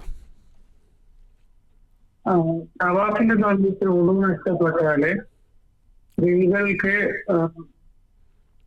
കാല് കഴിയുമ്പോൾ തലക്കട വന്നതും മക്കനയുടെ മേലെ ചെയ്താൽ മതിയാവുന്നത്. മക്കനയുടെ ശ്വാസം ചെയ്താൽ മതി. ചോദ്യം, ഈ തവാഫിൻ്റെ വേളയിൽ ഉളു നഷ്ടപ്പെട്ട് കഴിഞ്ഞാൽ സ്ത്രീകൾക്ക് ഉളു എടുക്കുമ്പോൾ ഈ തല മക്കനയുടെ മുകളിൽ തടവിയാൽ മതിയോ എന്നാണ് ചോദ്യം. അതുപോലെ തന്നെ കാല് കഴുകുമ്പോൾ സോക്സിന്മേൽ തടവിയാൽ മതിയോ എന്നാണ് ചോദ്യം. അവിടെ മനസ്സിലാക്കേണ്ടത് തവാഫ് ചെയ്യുമ്പോൾ ഉളു അനിവാര്യമാണ് എന്ന അഭിപ്രായം തന്നെയാണ് ഏറ്റവും പ്രബലമായ അഭിപ്രായം. തവാഫ് ചെയ്യുമ്പോൾ ഉളു വേണം. അത് നഷ്ടപ്പെട്ട് കഴിഞ്ഞാൽ ജനങ്ങൾ ഈ ചോദ്യം ചോദിക്കാൻ കാരണം, ഹജ്ജിൻ്റെ സമയത്തൊക്കെ സീസണിലൊക്കെ ഒരാൾക്ക് ഉളു നഷ്ടപ്പെട്ട് കഴിഞ്ഞാൽ പിന്നീട് പുറത്ത് പോയി ബാത്റൂമിൽ പോയി ഉളു എടുത്ത് വരിക എന്ന് പറഞ്ഞാൽ ചിലപ്പോൾ മണിക്കൂറുകൾ അതിന് സമയമെടുക്കും. തിക്കും തിരക്കും മറ്റൊരു പ്രശ്നമാണ്. അപ്പോൾ അതിന് ഉള്ള ഒരു മാർഗമായിട്ടായിരിക്കാം ഇങ്ങനെ ഉളു മാത്രം എടുക്കുക പള്ളിയുടെ അകത്ത് വെച്ച് എന്ന്. അവിടെ ശ്രദ്ധിക്കേണ്ടത്, പള്ളിക്കകത്ത് അങ്ങനെ ഒരു സൗകര്യം ഇല്ല എങ്കിൽ നമസ്കരിക്കുന്ന ആളുകളെ പ്രയാസപ്പെടുത്തി ആളുകൾക്ക് വെള്ളം കുടിക്കാനുള്ള സ്ഥലം, ആ വെള്ളം സംസം വെള്ളമായിരിക്കും, ആ വെള്ളം എടുത്ത് ഉളു ഉണ്ടാക്കുക. സംസം വെള്ളമായതുകൊണ്ട് ഉളു ഉണ്ടാക്കൽ തടസ്സം എന്നല്ല പറഞ്ഞത്, മറിച്ച് വെള്ളം കുടിക്കേണ്ട ഭാഗത്ത് വെള്ളം കുടിക്കാനുള്ള സൗകര്യമാണ്, അത് ഉളു എടുക്കാനല്ല, മൂത്രമൊഴിക്കാനുള്ളതല്ല. അപ്പോൾ എന്തിനാണോ സൗകര്യമുള്ളത് ആ സൗകര്യമാണ് അവിടെ ഉപയോഗിക്കേണ്ടത്. ഉളു എടുക്കാൻ അതിൻ്റേതായ സ്ഥലത്തേക്ക് തന്നെ പോകണം. ശുദ്ധിയും വൃത്തിയുമൊക്കെ ഈമാനിൻ്റെ ഭാഗമാണ്. തൻ്റെ നന്മയ്ക്ക് വേണ്ടി മറ്റുള്ളവരുടെ പ്രയാസങ്ങൾ, അവർക്ക് മറ്റുള്ള ആളുകൾക്ക് പ്രയാസം വരുത്തി വെക്കരുത്. അപ്പോൾ പള്ളിക്കകത്ത് അങ്ങനെ ഉളു എടുക്കാൻ ഒരു സൗകര്യമുണ്ട് എങ്കിൽ സ്വാഭാവികമായും സ്ത്രീകൾക്കും പുരുഷന്മാർക്കും ഒക്കെ ഒരുമിച്ച് ഉളു എടുക്കാനുള്ള ഒരു ഏരിയ ഉണ്ടായിരിക്കുകയില്ല. തവാഫ് ചെയ്യുന്ന ഒരുമിച്ചാണെങ്കിലും ഉളു എടുക്കാൻ സ്ത്രീക്കും പുരുഷനും ഒരേപോലുള്ളൊരു ഏരിയ ഉണ്ടാവുകയില്ല എന്നാണ് മനസ്സിലാക്കുന്നത്. ഇനിയിപ്പോൾ ചോദ്യത്തിന് വേണ്ടി സമ്മതിക്കുകയാണെങ്കിലും അങ്ങനെ ഒരു ഏരിയ ഉണ്ട് എങ്കിൽ എന്താണ് ചെയ്യേണ്ടത്? അപ്പോൾ സ്വാഭാവികമായും അവരുടെ അന്യപുരുഷന്മാർ ഉള്ള സ്ഥലത്ത് ഔറത്ത് ഒളിവാക്കാൻ പാടില്ല. ഏതായിരുന്നാലും കാല് കഴുകുക തന്നെയാണ് വേണ്ടത്, കാല് തടവുകയല്ല. കാരണം വെള്ളം ഉണ്ട്, ഉളു എടുക്കാൻ മറ്റ് പ്രയാസങ്ങളൊന്നുമില്ല. ഏതായിരുന്നാലും ഈ ചോദ്യം ചോദിച്ച പോലെ അങ്ങനെ ഉണ്ടാകാൻ സാധിക്കുകയില്ല എന്നാണ് മനസ്സിലാകുന്നത്. ഉളു എടുക്കാൻ സജ്ജീകരിക്കപ്പെട്ട സ്ഥലത്തേക്ക് തന്നെ പോകണം. എത്ര പ്രയാസം ഉണ്ടായിരുന്നാലും ശരി, അതിനൊക്കെ അല്ലാഹു സുബ്ഹാനഹു വ തആല പ്രതിഫലം നൽകും. അതേപോലെ തന്നെ അവിടെ പിന്നെ വെള്ളം കുടിക്കേണ്ട സ്ഥലത്ത് പോയി എന്ത് ചെയ്യരുത്, ഉളു എടുക്കരുത്. സ്വാഭാവികമായും അങ്ങനെ പള്ളിക്കകത്ത് എവിടെയെങ്കിലും ഒരു സ്ഥലമുണ്ട് എങ്കിൽ അത് ആണും പെണ്ണും കൂടിക്കലർന്നുകൊണ്ടുള്ള ഒരു ഏരിയ ആകാൻ യാതൊരുവിധ സാധ്യതയും ഇല്ല. സ്ത്രീകളുടെ മാത്രം ഏരിയ ആണ് എങ്കിൽ പിന്നെ പ്രശ്നവുമില്ല, അവർക്ക് എങ്ങനെയും ഉളു എടുക്കാമല്ലോ. ഉത്തരം വ്യക്തമായോ? ജസാക്കല്ലാഹ്. എഴുതി കിട്ടിയ ചോദ്യങ്ങളിലൊന്ന്, ഹജ്ജിന് ഹെൽപ്പറായി പോകാൻ അനുവാദം കിട്ടിയ വ്യക്തി സൗജന്യമായി ഹജ്ജ് ചെയ്യുന്നതിൽ വല്ല അപാകതയുമുണ്ടോ എന്നാണ്. സൗദി ഗവൺമെൻറ് ഹജ്ജ് സീസണായി കഴിഞ്ഞാൽ റംസാൻ്റെ സമയത്തൊക്കെ ഉണ്ട് ഹാജിമാരെ ഖിദ്മത്ത് ചെയ്യുവാനും അതോടൊപ്പം അവർക്ക് നിശ്ചിതമായ ഒരു വേതന വ്യവസ്ഥയിൽ ജോലിക്കാർ എടുക്കാറുണ്ട്. ഇവിടെ ആ ഒരു ഹജ്ജിൻ്റെ മാത്രമല്ല, ഏതൊരു ജോലിക്കാരനാകട്ടെ ആ ജോലിക്കാരൻ അയാളിൽ നിക്ഷിപ്തമായ നിബന്ധനകൾ പാലിക്കാൻ ബാധ്യസ്ഥനാണ്. ജോലിക്കാരനെ കുറിച്ച് പറഞ്ഞ കവിയുൻ അമീൻ എന്നാണല്ലോ, ശക്തവാനാണ്, ഏൽപ്പിക്കപ്പെട്ട ഉത്തരവാദിത്വം ഏറ്റെടുക്കുവാനുള്ള കെൽപ്പ് ഉണ്ടായിരിക്കണം. അമീൻ, അയാൾ വിശ്വസ്തനുമായിരിക്കണം. ഇത്ര മണിക്കൂർ ജോലി ചെയ്യണം, ഇന്ന സ്ഥലത്ത് ജോലി ചെയ്യണം എന്ന് പറഞ്ഞാൽ പാലിക്കാൻ അയാൾ ബാധ്യസ്ഥനാണ്. ഇല്ലെങ്കിൽ അതിൽ നിന്ന് ലഭിക്കുന്ന വരുമാനം നിശ്ചിതമായിത്തീരും. ഇപ്പോൾ ഹജ്ജ് സമയത്ത് ഞാൻ മനസ്സിലാക്കിയെടുത്തോളം പ്രത്യേകമായ റിക്രൂട്ട്മെൻറ്റ് നടത്തുമ്പോൾ അവർക്ക് ഹജ്ജ് ചെയ്യുവാൻ അനുവാദം ഇല്ല എന്നാണ് ഞാൻ മനസ്സിലാക്കിയിട്ടുള്ളത്. ഒരുപക്ഷെ ചോദ്യകർത്താവ് ഇന്ത്യയിൽ നിന്ന് പോകുന്ന ഹജ്ജ് കമ്മിറ്റി വഴി ഹെൽത്ത് ഹെൽപ്പർ എന്ന പ്രയോഗം ഇതിൽ കാണുന്നുണ്ട്. അങ്ങനെ ആയിരിക്കാനാണ് കൂടുതൽ സാധ്യത. അങ്ങനെയാണ് എങ്കിൽ സ്വാഭാവികമായും അവർക്ക് ഹജ്ജ് ചെയ്യുവാൻ സാധിക്കും എന്ന രൂപത്തിലാണല്ലോ പോകുന്നത്. അവിടെ മനസ്സിലാക്കേണ്ട ചില കാര്യങ്ങൾ കൂടിയാണ്. ഒന്ന്, ആദ്യം ഞാൻ നേരത്തെ പറഞ്ഞ പോലെ ജോലിക്ക് ഹജ്ജിൻ്റെ സമയത്ത് പ്രത്യേകമായ മസ്ജിദുൽ ഹറമിലും മസ്ജിദുൽ നബവിയിലൊക്കെ പ്രത്യേകമായ ജോലി റിക്രൂട്ട്മെൻറ്റ് ചെയ്യപ്പെട്ട ആളുകളുണ്ട്. അവർക്ക് ഹജ്ജ് ചെയ്യാൻ അനുവാദമില്ല. അതുകൊണ്ട് തന്നെ ഹജ്ജ് അവർ ചെയ്യാതിരിക്കുകയാണ് ചെയ്യേണ്ടത്. ഇനി ആരെങ്കിലും അങ്ങനെ ഹജ്ജ് ചെയ്താൽ ഇസ്ലാമിൽ അയാൾക്ക് നിർബന്ധമായ ഹജ്ജ് ബാധ്യത വീടുന്നതാണ്. പക്ഷേ ഈ ജോലിയുമായി ബന്ധപ്പെട്ട വിഷയത്തിൽ അയാളുടെ അമാനത്ത് പാലിച്ചില്ല എന്ന ഒരു തെറ്റ് അയാളുണ്ടായിരിക്കും. നേരത്തെ പറഞ്ഞ പോലെ, നിങ്ങൾ പറഞ്ഞ പോലെ തന്നെ അത് ഇപ്പോൾ ഗവൺമെൻറ് സർവീസുള്ള ആളുകൾ സേവകന്മാരായി സർവീസിന് വേണ്ടി പോകാറുണ്ട്. അവർക്ക് സ്വാഭാവികമായി ഹജ്ജ് ചെയ്യുവാനുള്ള അനുവാദം ഉണ്ട് എന്നാണ് മനസ്സിലാകുന്നത്. പക്ഷേ അവർ പാലിക്കേണ്ട ഒരു കാര്യം, തനിക്ക് ഒരു ഹജ്ജ് ചെയ്യുക എന്ന ലക്ഷ്യം മാത്രമാകരുത്, മറ്റുള്ള ആളുകൾക്ക് സർവീസ് നടത്തുക, അവർക്ക് സേവനം ചെയ്യുക, അവർക്ക് ഖിദ്മത്തെടുക്കുക എന്ന ലേബലിൽ പോകുന്ന ഒരാൾ മക്കയിലെത്തുന്നതോടുകൂടി അതെല്ലാം മറന്ന് സ്വന്തം കാര്യം എന്ന തലത്തിലേക്ക് പോകരുത്. അതും ഈ പറഞ്ഞ പോലെ അമാനത്ത് ഇല്ലാത്ത ആളുകളുടെ കൂട്ടത്തിൽ ഉൾപ്പെടുമെന്ന് ഭയപ്പെടേണ്ടതുണ്ട്. ചോദ്യങ്ങളിൽ മറ്റൊന്ന്, ഹജ്ജ്, ഉംറ എന്നിവയ്ക്ക് മുമ്പായി കടങ്ങൾ വീട്ടേണ്ടതുണ്ടല്ലോ. അവധിയെത്താത്ത കടം വീട്ടേണ്ടതുണ്ടോ? അള്ളാഹുവിൻ്റെ മാർഗത്തിൽ നേർച്ച ചെയ്തത് കടമായി പരിഗണിക്കുമോ? അത് അവധി എത്തിയ കടമാണോ എന്നൊക്കെയാണ് വിശദീകരണം ആവശ്യപ്പെടുന്നത്. ഹജ്ജ് ചെയ്യുമ്പോൾ അതിലെ നിബന്ധന പറഞ്ഞു, മനിസ്തത്താ ഇലൈഹി സബീല, മക്കയിലേക്ക് എത്തിപ്പെടാനുള്ള ഇസ്തിത്താഅത്ത് ഉണ്ടാകണമെന്നാണ്. അതിൽപ്പെട്ടാണ് സാമ്പത്തിക ശേഷി, ശാരീരിക ശേഷി. അപ്പോൾ ഇനി ഇസ്തിത്താഅത്തില്ലാത്ത ഒരാളെ സംബന്ധിച്ചിടത്തോളം ഹജ്ജും ഉംറയും ചെയ്യാത്തതിൻ്റെ പേരിൽ അയാൾ ശിക്ഷിക്കപ്പെടുന്നതല്ല. ഇപ്പോൾ കടമുള്ള ഒരു വ്യക്തി ആ കടങ്ങൾ വെച്ചുകൊണ്ട് ഹജ്ജോ ഉംറയോ ചെയ്താൽ അയാൾ ഹജ്ജും ഉംറയും ചെയ്തതായി പരിഗണിക്കപ്പെടും. എന്നാൽ അവധിയെത്തിയ കടം ഒന്നുകിൽ മറ്റുള്ള ആളുകളോട്, അതിൻ്റെ അവകാശികളോട് അനുവാദം ചോദിക്കുകയോ പൊരുത്തപ്പെടുകയോ ചെയ്യുന്നത് നല്ലതാണ്. ഇപ്പോൾ നേർച്ച നേരുക എന്നുള്ളത് അത് കടം തന്നെയാണ്. ഫദൈനുല്ലാഹി അഹഖ്, അള്ളാഹുവിന് കൊടുക്കേണ്ട കടം അത് ഏറ്റവും ബാധ്യതയുള്ളതാണ് എന്ന് നബി സല്ലല്ലാഹു അലൈഹി വസല്ലം പറഞ്ഞുവല്ലോ. പക്ഷേ എല്ലാ നേർച്ചകളും കടമായിക്കൊള്ളണമെന്നില്ല. അതേപോലെ തന്നെ ചിലപ്പോൾ നേർച്ച ചെയ്ത് ഈ 2 വർഷം കഴിഞ്ഞ് കൊടുക്കാം എന്നാണ് നേർച്ച ചെയ്തതെങ്കിൽ അയാളുടെ സമയമായിട്ടില്ല. അപ്പോൾ എങ്ങനെയാണ് നേർച്ച ചെയ്തത് എന്നതിൻ്റെ അടിസ്ഥാനത്തിലാണ് അത് അള്ളാഹുവിൻ്റെ പേരിലുള്ള കടമാകട്ടെ വ്യക്തികളുടെ പേരിലുള്ള കടമാകട്ടെ അതൊക്കെ കടമായി പരിഗണിക്കും. ആ കടം വീട്ടിയതിന് ശേഷം പോവുകയാണ് നല്ലത്. എന്നാൽ ഒരാളെ സംബന്ധിച്ചിടത്തോളം അദ്ദേഹത്തിന് ഇൻഷാ അള്ളാഹ് അതൊക്കെ വീട്ടാൻ സാധിക്കും, എനിക്ക് ഹജ്ജ് കഴിഞ്ഞ് മടങ്ങി വന്ന് അതിനൊക്കെ കഴിയും എന്ന ഒരു ലന്നാണ് അയാൾക്ക് ഉള്ളത് എങ്കിൽ അയാളുടെ ഹജ്ജും ഉംറയും ഒക്കെ സ്വീകാര്യമാണ്, ഇസ്ലാമിലുള്ള അയാളുടെ ഹജ്ജായി പരിഗണിക്കപ്പെടുന്നതാണ്. ഈ പൊരുത്തപ്പെടിക്കലുമായി ബന്ധപ്പെട്ട് ഉത്തരത്തിൽ സൂചിപ്പിച്ചപ്പോൾ ഓർമ്മ വരുന്നത്, പലപ്പോഴും ഹജ്ജ് സീസൺ ആയാൽ ആളുകൾ വാട്സപ്പ് മെസ്സേജുകളിലൂടെയും പലപ്പോഴും പത്രത്തിലുമൊക്കെ അല്ലെങ്കിൽ നേരിട്ട് പോയി കണ്ടുമൊക്കെ ഞാനും ഭാര്യയും ഇന്ന ദിവസം ഹജ്ജിന് പോകുന്നു, വാക്കാല പ്രവൃത്തിയിലോ എന്തെങ്കിലുമൊക്കെ സംഭവിച്ചിട്ടുണ്ടെങ്കിൽ പൊരുത്തപ്പെട്ട് തരണം എന്നൊക്കെ പറഞ്ഞ് ഒരു വല്ലാത്ത ഒരവസ്ഥ കാണുന്നു. അതുപോലെ പലപ്പോഴും വീട്ടിൽ യാത്ര പോകുന്നതിന് മുമ്പായി കുടുംബക്കാരെയും നാട്ടുകാരെയും ഒക്കെ വിളിച്ച് ഒരു സദ്യ കൊടുത്ത് ഒരു പാർട്ടിയൊക്കെ നടത്തുന്ന ഒരു പ്രവണത പലപ്പോഴും കണ്ടുവരുന്നു. എന്താണ് ഇതിൻ്റെ ഒരു ഇസ്ലാമിക വിധി? അതുകൂടി ശ്രോതാക്കൾക്ക് വേണ്ടി പറഞ്ഞാൽ നന്നായിരിക്കും. ഈ പൊരുത്തപ്പെടിക്കുക എന്നുള്ളത് കേവലം ഒരു ചടങ്ങല്ല. ഇപ്പോൾ ഞാൻ ഇതുവരെ ജീവിതത്തിൽ യാതൊരു ബന്ധമില്ലാത്ത ഒരാളോട് പോയി നിങ്ങളെനിക്ക് പൊരുത്തപ്പെട്ട് തരണം എന്ന് പറയുന്നതിൽ യാതൊരുവിധ അർത്ഥവുമില്ല. നേരെ മറിച്ച് വ്യക്തിപരമായി ഞാനും അദ്ദേഹവുമായി ചില ഉണ്ടായിരുന്നു. അങ്ങനെയുള്ള ഒരാളോടാണ് എന്ത് ചെയ്യേണ്ടത്? പൊരുത്തപ്പെടിക്കേണ്ടത്. അത് ഹജ്ജിന് മാത്രമല്ലല്ലോ. അത് മാത്രമല്ല, ഹജ്ജിന് മാത്രമല്ല. ഇപ്പോൾ പ്രത്യേകം മനസ്സിലാക്കണം, ഒരാളുമായി പിണങ്ങി നിൽക്കുകയാണ് എങ്കിൽ 3 ദിവസത്തിലധികം പിണങ്ങി നിൽക്കാൻ പാടില്ല. തിങ്കളാഴ്ചയും വ്യാഴാഴ്ചയും അമലുകൾ അള്ളാഹുവിലേക്ക് ഉയർത്തപ്പെടും. ഈ പിണങ്ങി നിൽക്കുന്ന ആളുകളെ കാര്യത്തിൽ ഹത്താ യസ്തലിഹ, അവരൊന്ന് നേരെ ആകട്ടെ എന്നിട്ടായിരിക്കാം അവരുടെ അമലുകൾ ഉയർത്തപ്പെടുന്നത് എന്ന് നബി സല്ലല്ലാഹു അലൈഹി വസല്ലം ഹദീസിൽ കാണാൻ സാധിക്കും. അതുകൊണ്ട് ഹജ്ജിനും ഉംറക്കും വേണ്ടി മാത്രമല്ല ഈ ഒരു പൊരുത്തപ്പെടിക്കലുള്ളത്. അത് ഒരു ചടങ്ങും അല്ലെങ്കിൽ ഹജ്ജിൻ്റെ മാത്രം ഒരു കർമ്മവുമല്ല, ഒരു ബാധ്യതയുമല്ല.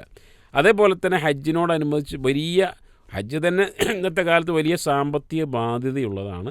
പല പ്രദേശങ്ങളിലും വ്യത്യസ്തമായ പരിപാടികളാണുള്ളത്. ഹജ്ജ് കല്യാണം എന്ന പേരിൽ വലിയ ഭക്ഷണവും സദ്യയും ആളുകളെ ക്ഷണിക്കലും ഒക്കെയുണ്ട്.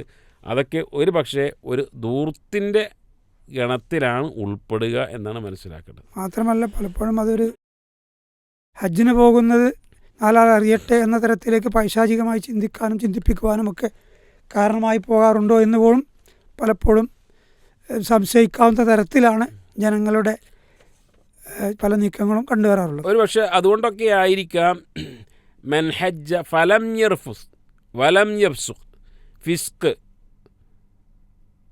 റഫസ്, അനാവശ്യമായ സംസാരങ്ങളും പ്രവർത്തനങ്ങളും ഒന്നുമില്ലാതെ മബ്രൂറായ ഹജ്ജ് എന്നൊക്കെയുള്ള പ്രയോഗം ഹദീസുകളിലൂടെ വന്നത്. ഒരു റിയാ, ലോകമാന്യത ഉണ്ടാകാൻ പാടില്ല. അത് ഹജ്ജിൻ്റെ കാര്യത്തിനും പാടില്ല, മറ്റു അമലുകളുടെ കാര്യത്തിനും പാടില്ല. ഇതൊക്കെ ഒരു പക്ഷേ ഒരു ലോകമാന്യത, ഉജ്ബ്, അതേപോലെ അവരുടെ ഹജ്ജ് കല്യാണത്തേക്കാൾ ഒന്നുകൂടെ നമ്മളെ ഹജ്ജ് കല്യാണം ഒന്ന് മെച്ചപ്പെടണം എന്നൊക്കെയുള്ളൊരു ചിന്ത, ധൂർത്ത്, ധാരാളിത്തം, ആർഭാടം, ഇതിനൊക്കെ അത്തരം പരിപാടികൾ വേദി ഒരുങ്ങുന്നുണ്ട്. എന്ന് പറഞ്ഞാൽ അതിൻ്റെ അർത്ഥം കുടുംബത്തിലുള്ള ഒരാളുടെ വീട്ടിൽ പോകുന്നതോ ഒന്നും തെറ്റാണ് എന്ന അർത്ഥത്തിലല്ല. എഴുതി കിട്ടിയ ചോദ്യങ്ങളിൽ മറ്റൊന്ന്, സൗദിയിൽ ബിസിനസ് വിസയിൽ വന്ന ഒരു പ്രവാസിയുടേതാണ്. എൻ്റെ വിസയിൽ ഹജ്ജ്, ഉംറ ഇവ ചെയ്യാൻ പാടില്ല എന്ന് എഴുതിയിട്ടുണ്ട്. പക്ഷേ ഞാൻ ഉംറ ചെയ്യുകയാണെങ്കിൽ അത് സ്വീകാര്യമായിരിക്കുമോ? അതിൻ്റെ ഇസ്ലാമിക വിധി എന്താണെന്നാണ് അദ്ദേഹം അന്വേഷിക്കുന്നത്. അതിൻ്റെ മറുപടി നമ്മൾ പറഞ്ഞു കഴിഞ്ഞതാണ്. ഒരു ജോലിക്കാരൻ അതിൽ ഒരു രാജ്യത്തേക്ക് പ്രവേശന അനുമതി ചോദിച്ച് പ്രവേശനം കൊടുക്കപ്പെട്ടൊരു വ്യക്തി, ഇപ്പോൾ വിസ എന്ന് പറയുമ്പോൾ സത്യത്തിൽ അതാണല്ലോ, വിസിറ്റിംഗ് വിസയാകാം, ജോലിക്കുള്ള വിസയാകാം.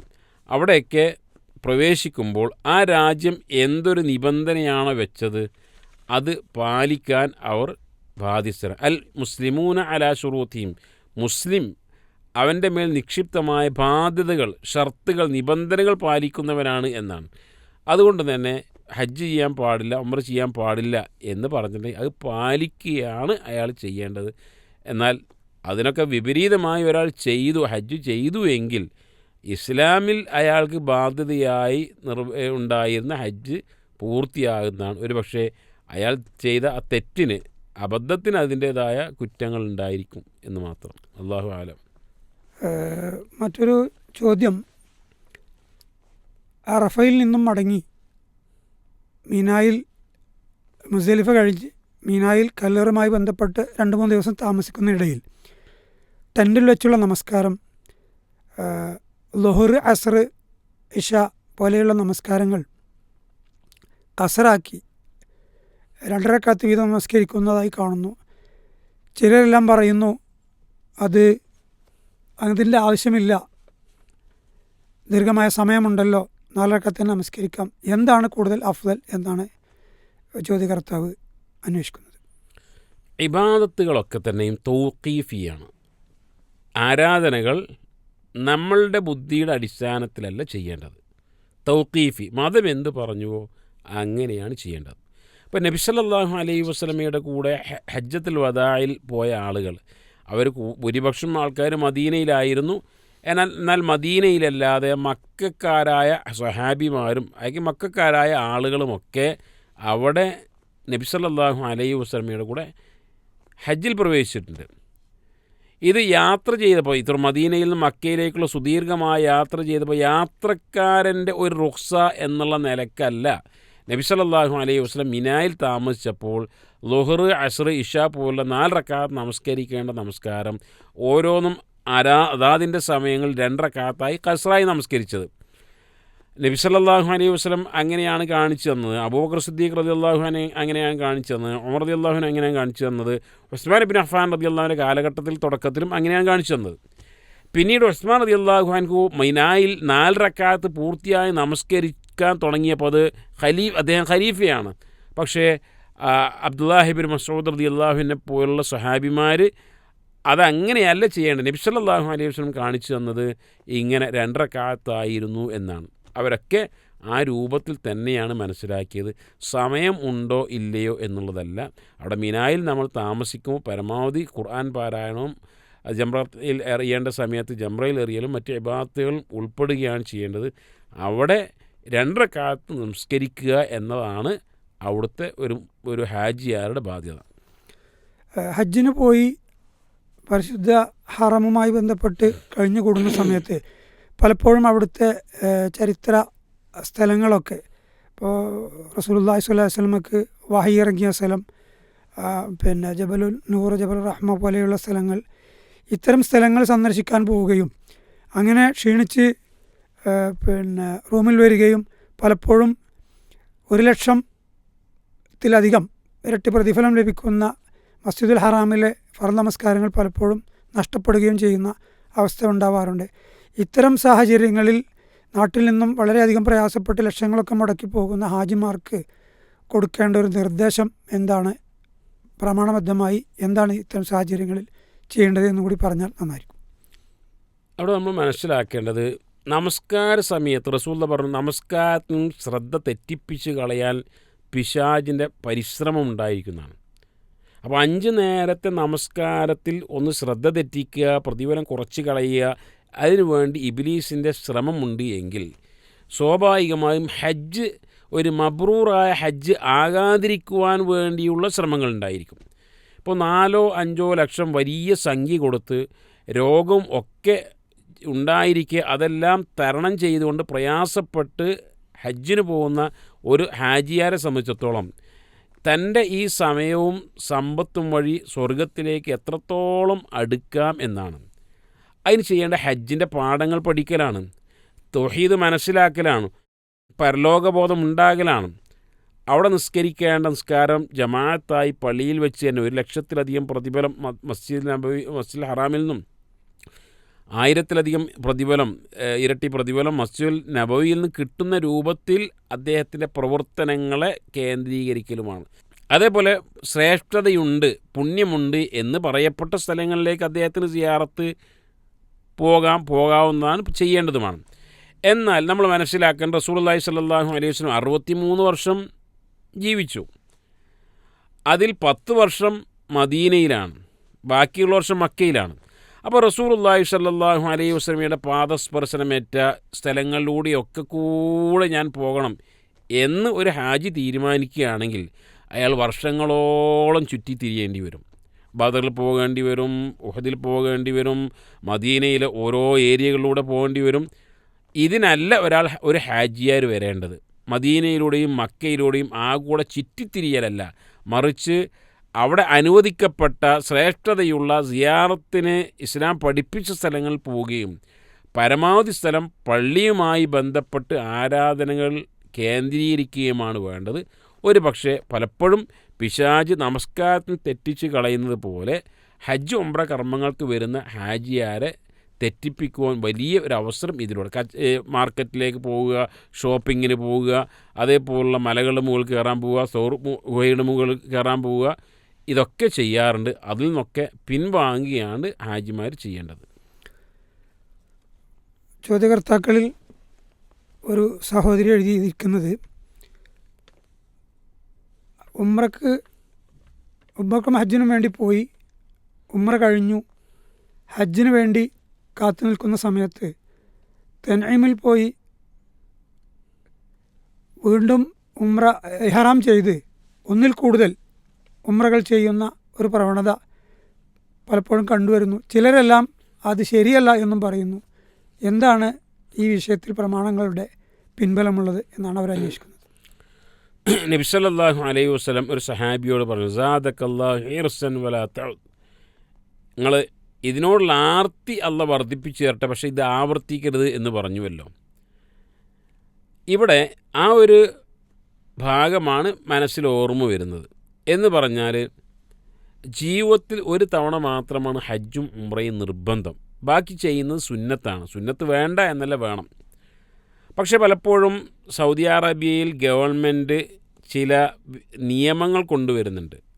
5 വർഷത്തിൻ്റെ ഉള്ളിൽ ഒരാൾക്ക് ഹജ്ജ് ചെയ്യാൻ പാടുള്ളൂ. അതേപോലെ പെർമിറ്റ്, പ്രത്യേകമായ അനുവാദമുള്ള ആളുകൾക്ക് ഹജ്ജ് ചെയ്യാൻ പാടുള്ളൂ. തവാഫ് ചെയ്യേണ്ട ആളുകൾ, ഇഹ്റാമിലോടുകൂടി വരുന്ന ആളുകൾക്ക് മാത്രമേ താഴെ തവാഫ് ചെയ്യാൻ പാടുള്ളൂ. ഇതൊക്കെ വെക്കുന്നത്, ഒരു ഭരണാധികാരി വെക്കുന്നത് അവിടെ വരുന്ന ഉമ്മത്തിൻ്റെ നന്മയ്ക്ക് വേണ്ടിയിട്ടാണ്. ഇപ്പോൾ നോക്ക് നിങ്ങൾ, ഏതൊരാൾക്കും ഹജ്ജിന് വരാം എന്ന ഒരു അനുവാദമാണ് ഉള്ളത് എങ്കിൽ എത്രയോ മരണങ്ങൾ സംഭവിക്കും. എത്രത്തോളം ബാത്റൂം സജ്ജീകരിച്ചാലും അവിടെ പരിമിതികളുണ്ടായിരിക്കും. അതുകൊണ്ട് തന്നെ ഹജ്ജിന് വേണ്ടി വരുന്ന ആളുകൾക്ക് വളരെ സൗകര്യപ്രദമായി ഹജ്ജ് ചെയ്യണം എന്നതിന് വേണ്ടിയാണ് ഇങ്ങനെയുള്ള നിബന്ധനകൾ വെക്കുന്നത്. ഇത്ര വർഷം കഴിഞ്ഞ് എന്നൊക്കെയുള്ള നിബന്ധനകൾ വെക്കുന്നത്. അതുകൊണ്ടാണ് ഒരു നിരന്തരമായി ഉംറ ചെയ്യുമ്പോൾ അത് മറ്റുള്ള ആളുകൾക്ക് വലിയ പ്രയാസങ്ങൾ ഉണ്ടാക്കും.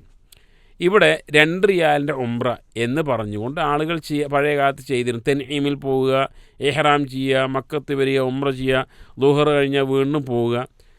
അത് ഇബാദത്തുകൾ കൂടുതലെടുക്കുക, ഉംറ കൂടുതൽ ചെയ്യുക എന്നൊക്കെയാണ് അവരുടെ നിയ്യത്ത് എങ്കിലും അത് ആവർത്തിക്കാതിരിക്കുകയാണ് ചെയ്യേണ്ടത്. കാരണം ഇന്നത്തേക്കാൾ പ്രയാസം സഹിച്ചുകൊണ്ടാണ് നബി സല്ലല്ലാഹു അലൈഹി വസല്ലം ഹജ്ജിന് വേണ്ടി വന്നത്. 7 ദിവസം അല്ലെങ്കിൽ 8 ദിവസം മദീനയിൽ മക്കയിലേക്കുള്ള സഞ്ചാര ദൂരമുണ്ട്. അങ്ങനെ അവിടെ എത്തിയ റസൂലുള്ളാഹി സല്ലല്ലാഹു അലൈഹി വസല്ലമയും സ്വഹാബിമാരും ഇങ്ങനെ മദീനയിൽ നിന്നും ഒരാഴ്ചത്തെ യാത്ര ചെയ്തല്ലോ, വലിയ പ്രയാസം സഹിച്ചല്ലോ. അതുകൊണ്ട് മക്കയിൽ പരമാവധി മുതലാക്കണം, ഒരു 10 ഉംറ ചെയ്യണം, ഒരു 20 ഉംറ ചെയ്യണം എന്ന് പറഞ്ഞിട്ടില്ല. അവരൊക്കെ തന്നെയും ആ ഒരു യാത്രയിൽ ഒരു ഉംറ മാത്രമേ ചെയ്തിട്ടുള്ളൂ. ആകെക്കൂടെ ആയിഷ റളിയല്ലാഹു അൻഹയാണ് പിന്നീട് തൻഈമിൽ പോയി, ഇന്ന് ആയിഷ പള്ളി എന്ന് പറയുന്ന സ്ഥലത്ത് പോയി അവർ ഇഹ്റാമിൽ ചെയ്തത്. അതിന് കാരണമുണ്ടായിരുന്നു. നേരത്തെ പറഞ്ഞ പോലെ അവർ ഇഹ്റാം ചെയ്ത് മദീനയിൽ നിന്ന് മക്കയിലേക്ക് എത്തിയപ്പോൾ ആർത്തവമായി അവർക്ക് ഉംറ ചെയ്യാൻ സാധിക്കാത്ത ഒരു അവസ്ഥയുണ്ടായി. അപ്പോൾ ഹജ്ജ് കഴിഞ്ഞതിന് ശേഷം നബി സല്ലല്ലാഹു അലൈഹി വസല്ലം ആയിഷ റളിയല്ലാഹു അൻഹയുടെ സഹോദരനായ അബ്ദുറഹ്മാനോട് പറഞ്ഞു, ഇപ്പോൾ മക്കയിൽ താമസിക്കുന്ന ഒരാൾക്ക് ഉംറ ചെയ്യണമെങ്കിൽ ഹറമിൻ്റെ പുറത്ത് പോകണം. ഹറം എന്ന് പറഞ്ഞാൽ മസ്ജിദുൽ ഹറാം എന്ന് പറഞ്ഞ പള്ളിയല്ല, മറിച്ച് വ്യത്യസ്തമായ സ്ഥലങ്ങളിൽ കുറേ ദൂരപരിധി, ചില സ്ഥലങ്ങൾ 22 കിലോമീറ്റർ, ചില സ്ഥലങ്ങൾ 5 കിലോമീറ്റർ, ഈ ദൂരപരിധി ബോർഡുകൾ വെച്ചിട്ടുണ്ടാവും. അവിടെ വേട്ടയാടാൻ പാടില്ല, ജീവികൾ ആട്ടി ഓടിക്കാൻ പാടില്ല, സസ്യലതാദികൾ പിഴുതെടുക്കാൻ പാടില്ല, കളഞ്ഞു കിട്ടിയ വസ്തുക്കൾ യഥാർത്ഥ ഉടമയ്ക്ക് കൊടുക്കുക എന്നല്ലാതെ മറ്റു കാര്യങ്ങൾക്ക് വേണ്ടി എടുക്കാൻ പാടില്ല. ഇങ്ങനെയുള്ള ഹറം, അത് ഏറ്റവും കുറഞ്ഞ ദൂരപരിധിയുള്ളത് തൻഈമാണ്. തൻഈമിൽ പോയാണ് ആയിഷ റളിയല്ലാഹു അൻഹ ഉംറയ്ക്ക് വേണ്ടി ഇഹ്റാമിൽ പ്രവേശിച്ചത്. അതുകൊണ്ട് പിൽക്കാലത്ത് അവിടെ ആയിഷ പള്ളി എന്ന ഒരു പേരിൽ ഒരു പള്ളിയും ഉണ്ടായി. അതൊക്കെ ഉണ്ടാക്കിയത് മക്കയിൽ താമസിക്കുന്ന ഒരാൾക്ക് അവർക്ക് ഉംറയ്ക്ക് പോകണമെങ്കിൽ ഉള്ള ഹറമിൻ്റെ പുറത്തുള്ള സ്ഥലം എന്നർത്ഥത്തിലാണ്. എന്നാൽ കൂടെ പോയ ആയിഷ റളിയല്ലാഹുവിനയുടെ കൂടെ പോയ അബ്ദുറഹ്മാൻ റളിയല്ലാഹു ആകട്ടെ, അല്ലെങ്കിൽ ഒരാഴ്ച കാലം യാത്ര ചെയ്തു വന്ന മറ്റ് സഹായിമാരാകട്ടെ, അവരൊന്നും തന്നെ നമുക്കൊരു 10 ഉംറ ചെയ്യാം 20 ഉംറ ചെയ്യാം എന്ന് പറഞ്ഞ് പോയിട്ടില്ല. അങ്ങനെ ഒരു യാത്രയിൽ തന്നെ നിരന്തരമായി ഉംറ ചെയ്ത് സ്വന്തത്തിനും മറ്റുള്ള ആളുകൾക്കും പ്രയാസം സൃഷ്ടിക്കുവാൻ പാടില്ല. ഒരു ഹാജിയാരെ സംബന്ധിച്ചിടത്തോളം അയാൾ ആദ്യം ജിദ്ദയിൽ വരുന്നു, പിന്നീട് അദ്ദേഹം ഉംറ ചെയ്യുന്നു, പിന്നീട് മദീനയിലേക്ക് പോകുന്നു, മദീനയിൽ നിന്നും വീണ്ടും മക്കയിലേക്ക് വരുമ്പോൾ ഇഹ്റാമോട് കൂടി വരുന്നു. അങ്ങനെയൊക്കെ മീഖാത്ത് വിട്ട് കടന്നുകൊണ്ട് വീണ്ടും തിരിച്ചു വരികയാണെങ്കിൽ അപ്പോൾ സ്വാഭാവികമായും അവിടേക്ക് ഉംറ ചെയ്യാവുന്നതുമാണ്. എഴുതി കിട്ടിയ ചോദ്യങ്ങളിലൊന്ന്, ഹജ്ജിന് വേണ്ടി അപേക്ഷിച്ചു 6 വർഷമായി നറുക്കെടുപ്പിൽ കിട്ടിയില്ല. 5-ാം വർഷക്കാർക്കുള്ള പ്രത്യേക പരിഗണന നിർത്തുകയും ചെയ്തു. സാമ്പത്തികമായി ശേഷിയുള്ള ഒരാൾ ഇനിയും നറുക്കെടുപ്പിന് കാത്തു നിൽക്കുന്നത് ശരിയാണോ? സർക്കാർ കോട്ടയിൽ കിട്ടിയില്ല എന്ന കാരണത്താൽ ഹജ്ജ് വൈകിപ്പിച്ചാൽ അയാൾക്ക് അതിന് കഴിയാതെ മരണപ്പെട്ടു പോയാൽ അയാൾ കുറ്റക്കാരനാവില്ലേ? ഭാഗ്യപരീക്ഷണം ഹറാമല്ലേ? നറുക്കെടുപ്പിലൂടെ കിട്ടിയ ചാൻസ് വഴി ഹജ്ജ് ചെയ്യാമോ എന്നിത്യാദി കാര്യങ്ങളാണ് ചോദ്യത്തിലുള്ളത്. ഇവിടെ നമ്മൾ പറഞ്ഞു ഹജ്ജിൻ്റെ ഉംറയുടെയൊക്കെ നിബന്ധനയാണ് മെനിസ്തത്താ ഇലൈഹി സബീല, അവിടെ എത്തിപ്പെടാനുള്ള കഴിവുള്ള ആളെ സംബന്ധിച്ചിടത്തോളം. ഇപ്പോൾ വലിയ പണക്കാരനായി ആരോഗ്യ ദൃഢഗാത്രനായി എന്നതുകൊണ്ട് അവിടെ എത്താൻ സാധിച്ചു കൊള്ളണമെന്നില്ല. കാരണം ലോകത്തിലുള്ള കോടിക്കണക്കിന് മനുഷ്യന്മാർക്കൊക്കെ ഹജ്ജിന് വരാം എന്ന ഒരു നിയമമെങ്ങാനും വെക്കുകയാണെങ്കിൽ വലിയ അപകടങ്ങളുണ്ടാവും. അതുകൊണ്ട് തന്നെ സൗദി ഗവൺമെൻറ് മുസ്ലിങ്ങളുള്ള നാടുകളിലേക്ക് ഒരു പ്രത്യേക കോട്ട കൊടുക്കാറുണ്ട്. ഇന്ത്യയിൽ നിന്ന് ഇത്ര ആളുകൾ, ഇന്തോനേഷ്യയിൽ നിന്ന് ഇത്ര ആളുകൾ, ഖത്തറിൽ ഇത്ര ആളുകൾ. ആ ഒരു അടിസ്ഥാനത്തിൽ കൊടുത്തിട്ടില്ല എങ്കിൽ വലിയ പ്രശ്നങ്ങൾ വരും. അപ്പോൾ സ്വാഭാവികമായി ഇന്ത്യയിൽ ഇത്ര ആളുകൾക്ക് ഹജ്ജിന് വരാനുള്ള പെർമിഷൻ ഉണ്ട് എന്ന് പറയുമ്പോൾ എങ്ങനെ തിരഞ്ഞെടുക്കും? അതിനുള്ള ഒരു വഴിയാണ് നറുക്കെടുക്കുക. റസൂലുള്ളാഹി സ്വല്ലല്ലാഹു അലൈഹി വസല്ലം യാത്ര പോകുമ്പോൾ ഭാര്യമാരെ കൊണ്ടുപോകാറുണ്ട്. അതിന് നറുക്കെടുപ്പാണ് സ്വീകരിച്ചിരുന്നത്. അങ്ങനെ നറുക്കെടുക്കുന്നത് ഒരു ഹറാമായ കാര്യമൊന്നുമല്ല. അപ്പോൾ 1 വർഷം കഴിഞ്ഞ് കിട്ടിയില്ല, 2 വർഷം കഴിഞ്ഞ് കിട്ടിയില്ല, 5 വർഷം കഴിഞ്ഞ് കിട്ടിയില്ല, അള്ളാഹു അദ്ദേഹത്തെ സംബന്ധിച്ചിടത്തോളം അതാണ് വിധിച്ചത് എന്ന് മനസ്സിലാക്കിയാൽ മതി. എന്നാൽ അദ്ദേഹത്തിന് നറുക്കെടുപ്പല്ലാതെ സ്വകാര്യ ഹജ്ജ് ഗ്രൂപ്പുകളിലൂടെ പോകാനുള്ള സാമ്പത്തിക ശേഷിയുണ്ട് എങ്കിൽ അങ്ങനെ പോകുന്നതിന് യാതൊരുവിധ കുഴപ്പവുമില്ല. എന്നാൽ ഒരു നറുക്കെടുപ്പ് ഒരു ഭാഗ്യപരീക്ഷണമാണ്, അത് തെറ്റല്ലേ എന്ന് ചോദിച്ചാൽ ഈ വിഷയത്തിൽ തെറ്റാണ് എന്ന് പറഞ്ഞുകൂടാ, ഹറാമായൊരു കാര്യമല്ല. ഇനി അയാൾ 5 വർഷമായി 10 വർഷമായി ഓരോ വർഷവും കൊടുക്കുന്നുണ്ട്, അതിലൊന്നും കിട്ടിയിട്ടില്ല എങ്കിൽ അയാളെ സംബന്ധിച്ചിടത്തോളം ലാ യുകല്ലിഫുല്ലാഹു നഫ്സൻ ഇല്ലാ വുസ്അഹ, അയാളുടെ കഴിവിൽപ്പെട്ട കാര്യത്തിന് മാത്രമേ ശിക്ഷിക്കപ്പെടുകയുള്ളൂ. ഇത് അയാളുടെ കഴിവിൻ്റെ അപ്പുറത്തുള്ള കാര്യമാണ് എന്ന് മനസ്സിലാക്കിയാൽ മതി. മറ്റൊരു ചോദ്യം, ഹറമിൽ മുമ്പൊരു പ്രാവശ്യം ഹജ്ജിന് പോയപ്പോൾ ജമാഅത്ത് നമസ്കാരത്തിൻ്റെ സമയത്ത് പല ഗ്രൂപ്പുകളിലും വന്ന സഹോദരിമാരെ സ്ത്രീകൾക്ക് വീടാണ് ഉത്തമം, റൂമാണ് ഉത്തമം എന്ന് പറഞ്ഞ് അവരുടെ ഗ്രൂപ്പിലെ അമീർമാർ വിളിച്ചു പോകുന്നത് കണ്ടു. ഈ 1,00,000-ലധികം ഇരട്ടി പ്രതിഫലമുള്ള മസ്ജിദ് ഹറാമിൽ നിന്ന് സ്ത്രീകൾക്ക് മാത്രം ഇങ്ങനെ പോകുന്നതിന് പ്രവാചകൻ്റെയോ സഹാബാക്കളുടെയോ വല്ല ചര്യയിൽ കാണുന്നുണ്ടോ എന്നാണ് അവരുടെ സംശയം. ഇവിടെ നമ്മൾ മനസ്സിലാക്കേണ്ടത് ഹജ്ജും ഉംറയുമായി മാത്രം ബന്ധപ്പെട്ടല്ല. ഇപ്പോൾ പള്ളിയിലേക്ക് സ്ത്രീ പോവുക എന്ന് പറഞ്ഞാൽ ഹജ്ജിനും ഉംറക്കും വേണ്ടി പോകുന്ന സ്ത്രീകൾ സ്വാഭാവികമായും പള്ളിയിൽ പ്രവേശിക്കും, തവാഫ് ചെയ്യും, നമസ്കരിക്കും, ജുമാക്ക് വരെ പോവും. ആ സ്ത്രീകൾക്കടക്കം പള്ളിയിലേക്ക് പോവുക എന്ന് പറയുമ്പോൾ എന്തോ പന്നിമാംസം കഴിക്കുന്നത് പോലെ, മദ്യം കഴിക്കുന്നത് പോലൊരു തോന്നലാണ്. സ്ത്രീക്ക് പള്ളി ഹറാമാണ് എന്ന ധാരണയാണ് നമ്മുടെ ചില ആളുകൾ അവരുടെ മനസ്സിലേക്ക് നൽകിയ സന്ദേശം. എന്നാൽ സ്ത്രീകൾക്ക് പള്ളി ഹറാമാണോ അല്ല എന്ന അനവധി തെളിവുകൾ കാണാൻ സാധിക്കും. ഇമാം ബുഖാരി റിപ്പോർട്ട് ചെയ്യുന്ന ഹദീസ് റസൂലുള്ളാഹി സ്വല്ലല്ലാഹു അലൈഹി വസല്ലമയും ഭാര്യമാരും കുടുംബമൊക്കെ പള്ളിയിൽ ഇഅ്തികാഫിരിക്കാറുണ്ടായിരുന്നു, റസൂലിൻ്റെ വഫാത്തിന് ശേഷം പള്ളിയിൽ ഇഅ്തികാഫിരിക്കാറുണ്ടായിരുന്നു എന്നൊക്കെ ധാരാളം ഹദീസുകൾ. അപ്പോൾ സ്ത്രീക്ക് പള്ളി ഹറാമല്ല. നമ്മുടെ നാട്ടിൽ സ്ത്രീകളെ പഠിപ്പിക്കപ്പെട്ടിരിക്കുന്നത് സ്ത്രീക്ക് പള്ളി ഹറാമാണ് എന്നാണ്.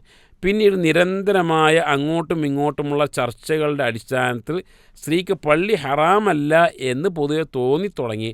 അതുകൊണ്ടാണ് യാത്രക്കാരികളായ സ്ത്രീകൾക്ക് ഉള്ള നമസ്കാര സ്ഥലം എന്ന് പറഞ്ഞാൽ പള്ളിയോട് ചാരി പല പള്ളികളും ഇന്ന് സൗകര്യങ്ങൾ ഒരുക്കിയിരിക്കുന്നത്. ഈ ഒരു സൗകര്യം ഒരു 10-20 വർഷം മുമ്പ് ഇല്ല. കാരണം അന്ന് സ്ത്രീകളുടെ മനസ്സുള്ളത് പള്ളി ഹറാമാണ് എന്നാണ്.